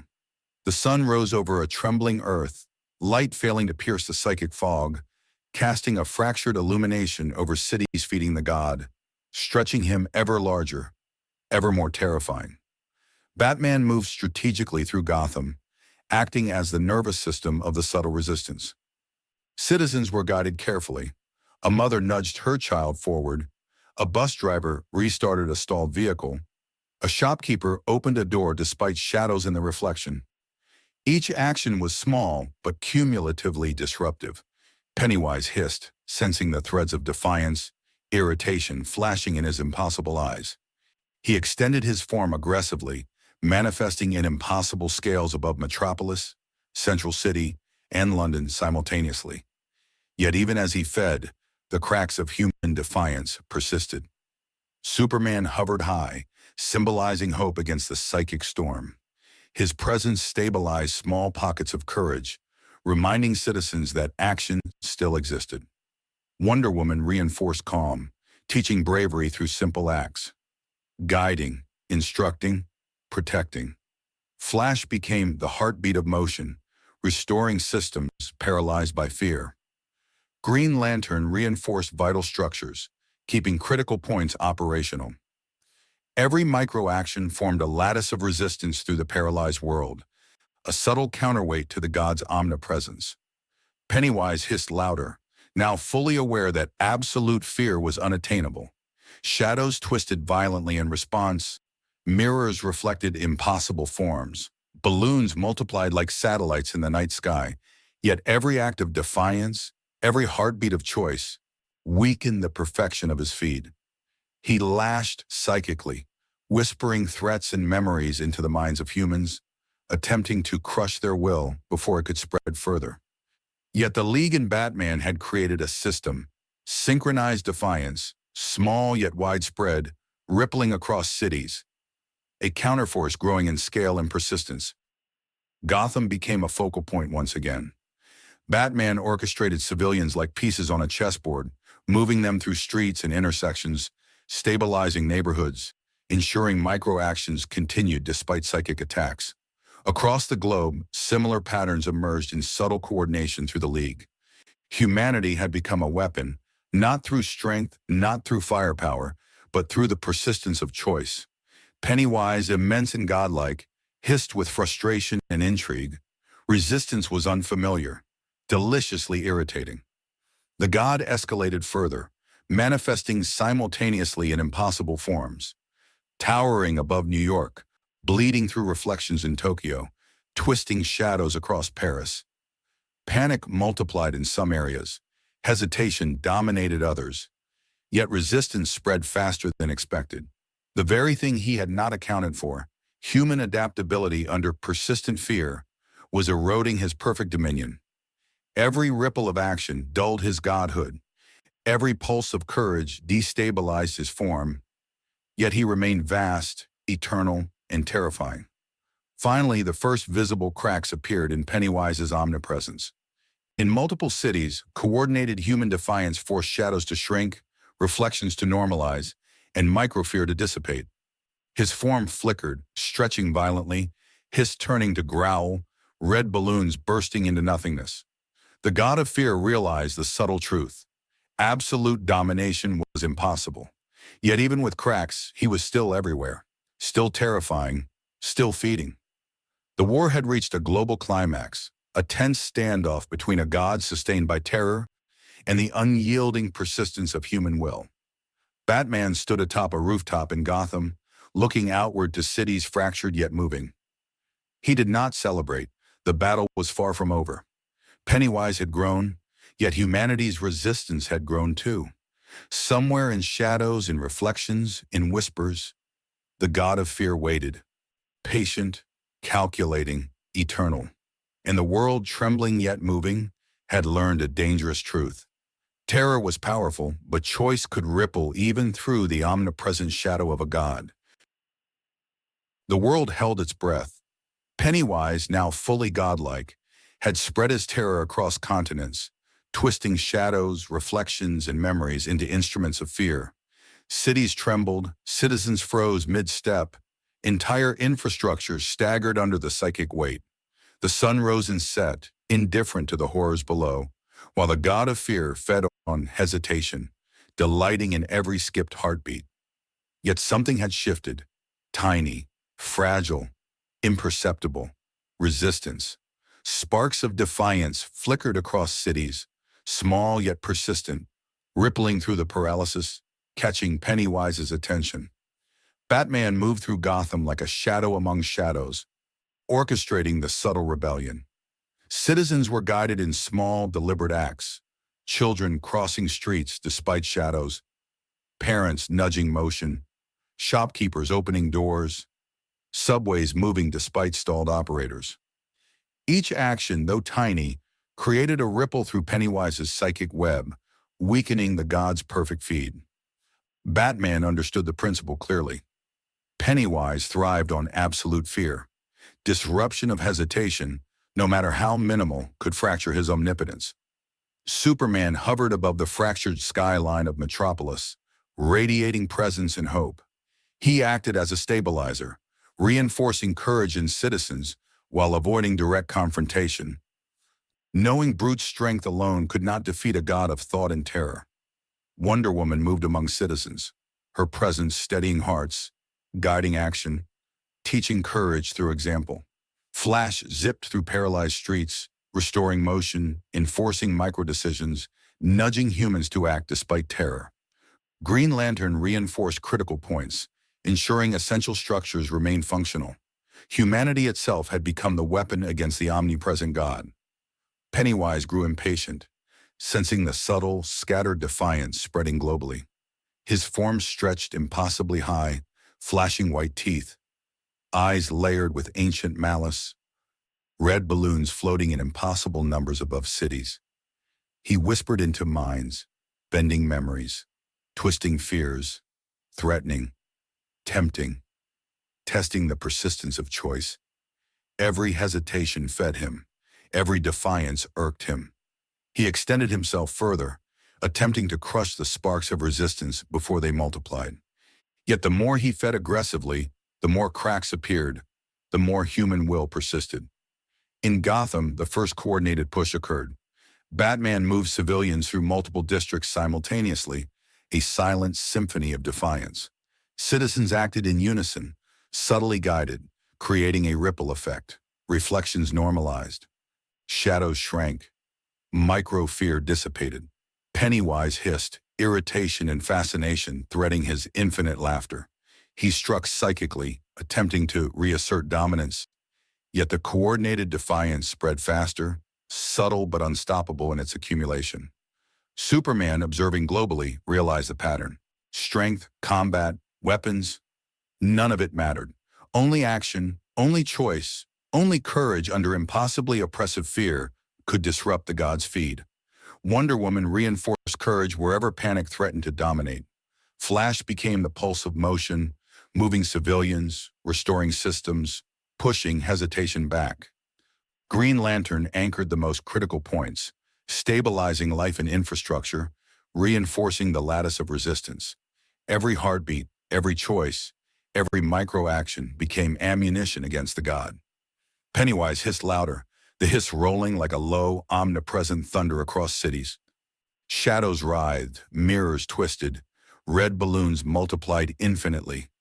Yet the cracks persisted. He extended himself further, a god woven through fear itself, stretching across continents. Yet humanity persisted. The sparks of defiance grew into chains, chains that could fracture even omnipresent terror. And as night fell, the god of fear paused, sensing something new, a pattern emerging. Not just scattered resistance, but a network of defiance, deliberate, coordinated, persistent. Pennywise realized the war had changed. The battlefield was no longer passive. Humans, fragile and imperfect, were fighting back, not with strength, but with will, with courage, with choice. The last night had begun, and the final confrontation between terror and defiance was inevitable. The night was heavy, charged with a tension that rolled across cities like an electric storm. Pennywise, now fully godlike, stretched impossibly across continents, his form flickering between a nightmare and reflection, red balloons trailing like satellites marking his dominion. Every heartbeat of humanity, every pause, every glance at a reflection fed him. Yet each act of defiance, small, fleeting, imperfect, punctured his godhood. He hissed softly, an omnipresent sound vibrating through the streets, subways, and skyscrapers, tasting frustration alongside amusement. Gotham had survived, but now the world was the battlefield. Batman moved silently through Gotham's streets, orchestrating the fragile network of resistance. Citizens were nudged to act in synchrony. Children crossed streets. Parents guided them confidently. Bus drivers restarted halted vehicles. Shopkeepers reopened doors. Every micro-action created ripples through the psychic web Pennywise had spun globally. The god hissed, irritation threading his infinite laughter. He attempted to crush these sparks of defiance before they multiplied, sending waves of fear directly into minds, bending shadows, twisting reflections, whispering memories of terror. Yet the chain of choice persisted, stubborn, growing, spreading. Superman hovered above Metropolis, presence radiating, a stabilizing force amidst the chaos. His light reinforced courage in citizens paralyzed by fear, an anchor for human will. Wonder Woman moved through panicked streets, her words and gestures grounding trembling hearts, reinforcing action over hesitation. Flash became the pulse of movement, restoring motion to frozen transit systems, nudging humans to act despite instinctive terror. Green Lantern stabilized infrastructure, anchoring both the physical and psychological framework of the cities. Humanity had become a weapon, not of firepower, but of persistence, choice, and coordinated defiance. Pennywise grew impatient, flickering across continents in impossible scales. His white face appeared in mirrors, windows, and pools of water. Teeth glinted like shards of broken light, eyes layered with cruel intelligence. He whispered into minds directly, bending memories, amplifying fears, striking at the core of human hesitation. Entire cities froze mid-motion under his psychic pressure. Yet as he extended himself further, attempting to feed faster, the cracks grew wider. Every coordinated action of human will weakened his perfect dominion. Every heartbeat of courage destabilized his omnipotence. In Gotham, the first synchronized wave of global resistance became visible.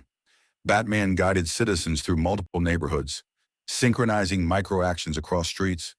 Reflections normalized, shadows receded, subtle fear dissipated in cascading patterns.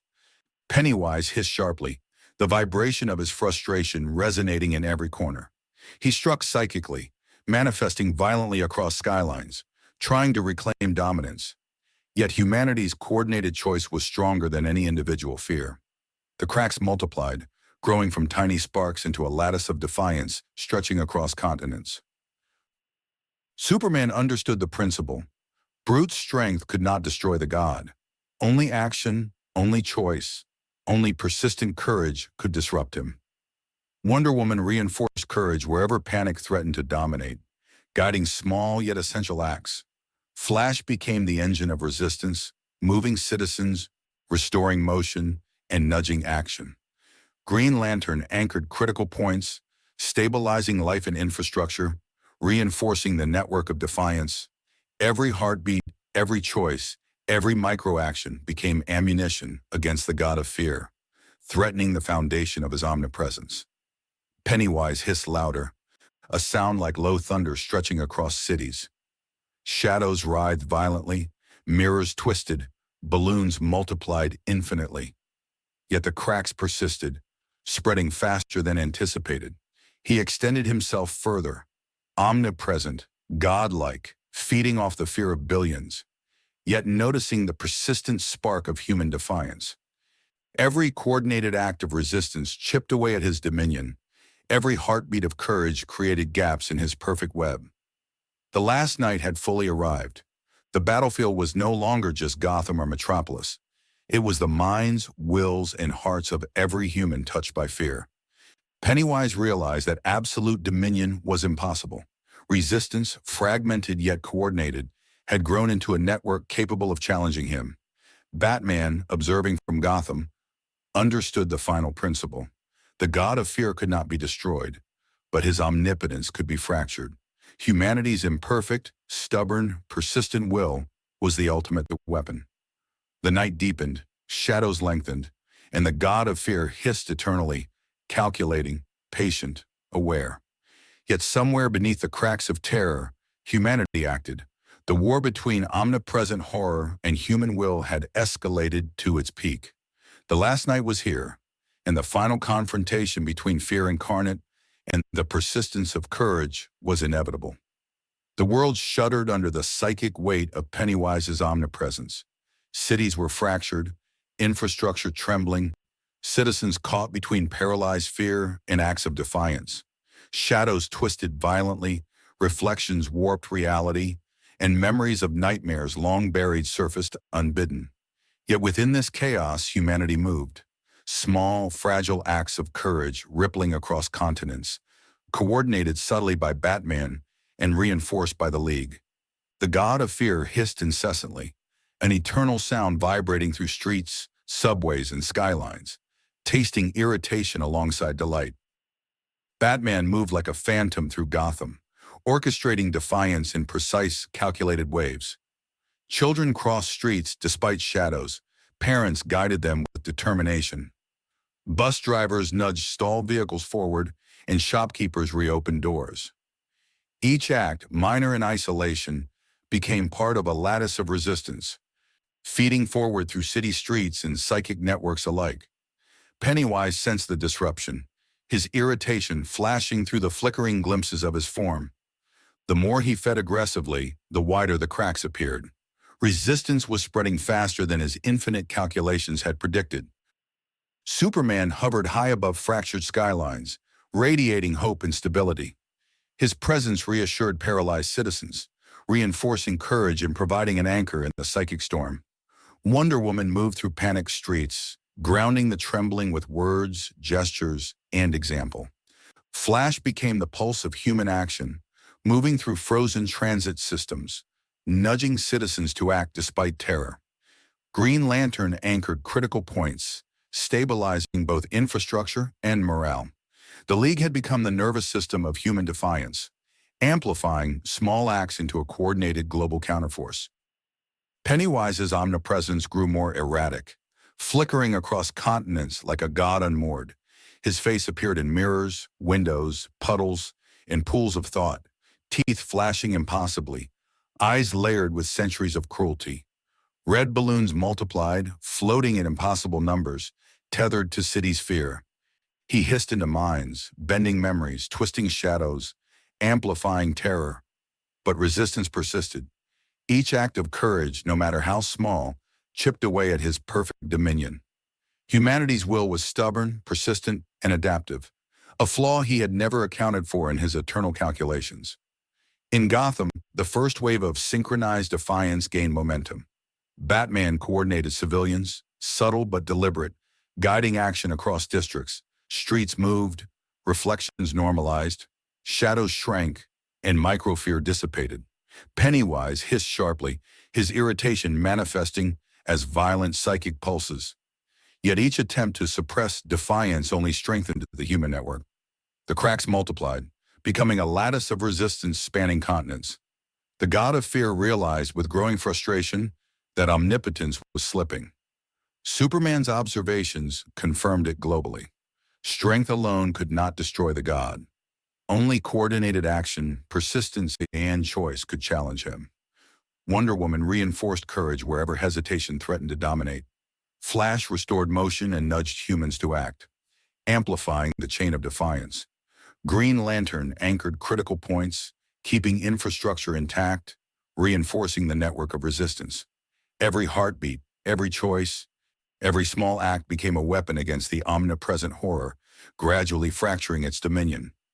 Pennywise hissed louder, a sound stretching across continents. Omnipresent, godlike, feeding on billions, yet noticing the persistent spark of human defiance. Shadows writhed, mirrors twisted, balloons multiplied infinitely. But cracks persisted, spreading faster than he could consume. His infinite form, immense and terrifying, began to flicker under the subtle but coordinated network of human will. Each act of courage, each heartbeat of defiance, forced the god of fear to adjust, destabilizing his otherwise perfect omnipresence. The last night had reached its penultimate stage. Cities were no longer simply paralyzed. They were active battlegrounds of choice versus terror. Pennywise realized absolute domination was impossible. Humanity's network of coordinated defiance had grown into a lattice capable of challenging even a god sustained by fear. Batman, observing from the shadows, understood the principle clearly. The god could not be destroyed, but his omnipotence could be fractured. The final confrontation was imminent, the moment where fear would clash with the persistence of human will. The final night had arrived, heavy and suffocating, stretching across every city under Pennywise's godlike gaze. Shadows writhed violently, reflections twisted reality, and every heartbeat seemed amplified, feeding the omnipresent horror. Red balloons drifted in impossible numbers above skyscrapers and streets, tethered to fear itself. Pennywise had grown immense, stretching across continents. Yet for the first time he hesitated, not because he could not dominate, but because human defiance had become visible, tangible, persistent. Sparks of choice had multiplied into a lattice of coordinated resistance. Batman stood atop Gotham's highest tower, cape flaring, eyes scanning the city's fractured streets. He had orchestrated humanity's subtle rebellion across multiple districts, children crossing streets, parents guiding them, vehicles moving despite hesitation, offices reopening, streets flowing again. These micro-actions, synchronized and deliberate, rippled across the psychic field Pennywise fed upon. The god hissed, agitation threading his eternal laughter, twisting the shadows in the city with violent surges, trying to crush every spark of defiance. Yet the cracks only widened. Superman hovered above Metropolis, radiating hope and stability. His presence reinforced courage, anchoring paralyzed citizens to action. Wonder Woman moved through streets, her gestures grounding trembling hearts, instilling bravery despite the omnipresent terror. Flash raced through transit systems, restoring motion, nudging citizens to act. Green Lantern fortified critical points, anchoring both infrastructure and human morale. Together, the League had become the nervous system of global resistance, amplifying the tiniest acts of defiance into a coordinated, unstoppable network. Pennywise shrieked, the sound like steel tearing through reality itself, manifesting violently above multiple cities at once. His form flickered, impossible teeth flashing, eyes glowing like layered eternities. Shadows bent, mirrors twisted, memories of nightmares resurfaced in synchronized waves. Yet for the first time he faltered. The global network of coordinated human choice resisted him, chipping at his omnipotence. Every heartbeat of courage, every decision to act despite terror, eroded his perfect dominion. The god of fear was no longer absolute. The synchronized resistance surged. Gotham moved, Metropolis moved, London moved, Tokyo moved. Streets flowed, citizens acted, reflections normalized, shadows shrank. The lattice of human will pulsed through the psychic network like lightning striking water. Pennywise hissed and shrieked, his form stretching violently. Yet the cracks multiplied, widening into fractures. Humanity's stubborn persistence, imperfect but coordinated, had become a weapon capable of challenging the gods sustained by fear. Batman, observing from the shadows, understood the principle clearly. Pennywise could not be destroyed, but his omnipotence could be fractured. Every micro-action mattered, every heartbeat counted, and the collective defiance of billions became an unstoppable force. Superman, Wonder Woman, Flash, and Green Lantern reinforced this network globally, guiding citizens to act, restoring flow, stabilizing infrastructure, amplifying courage. Humanity itself had become the sword and shield against omnipresent terror. Finally, Pennywise's immense form began to destabilize. Flickers of imperfection spread across his omnipresent body, cracks forming in his psychic armor. His shrieks intensified, echoing across continents. But the lattice of defiance persisted, forcing him to recede, to retract, to rethink. Humanity did not stop. Streets flowed, cities breathed, citizens acted. The god of fear, towering and eternal, hissed in frustration as his dominion fractured, his omnipresence challenged. The last night ended not with destruction, but with persistence. Pennywise retreated, stretched thin, weakened by a network of human will he had not anticipated. He remained still terrifying, still present in shadows and reflections, but imperfect, fractured, contained. Humanity had survived, not by strength, but by action, by courage, by choice. Batman observed from Gotham, and the League stood ready. The world had learned a truth older than any god. Fear could terrify, but persistent, coordinated defiance could fracture even eternity itself.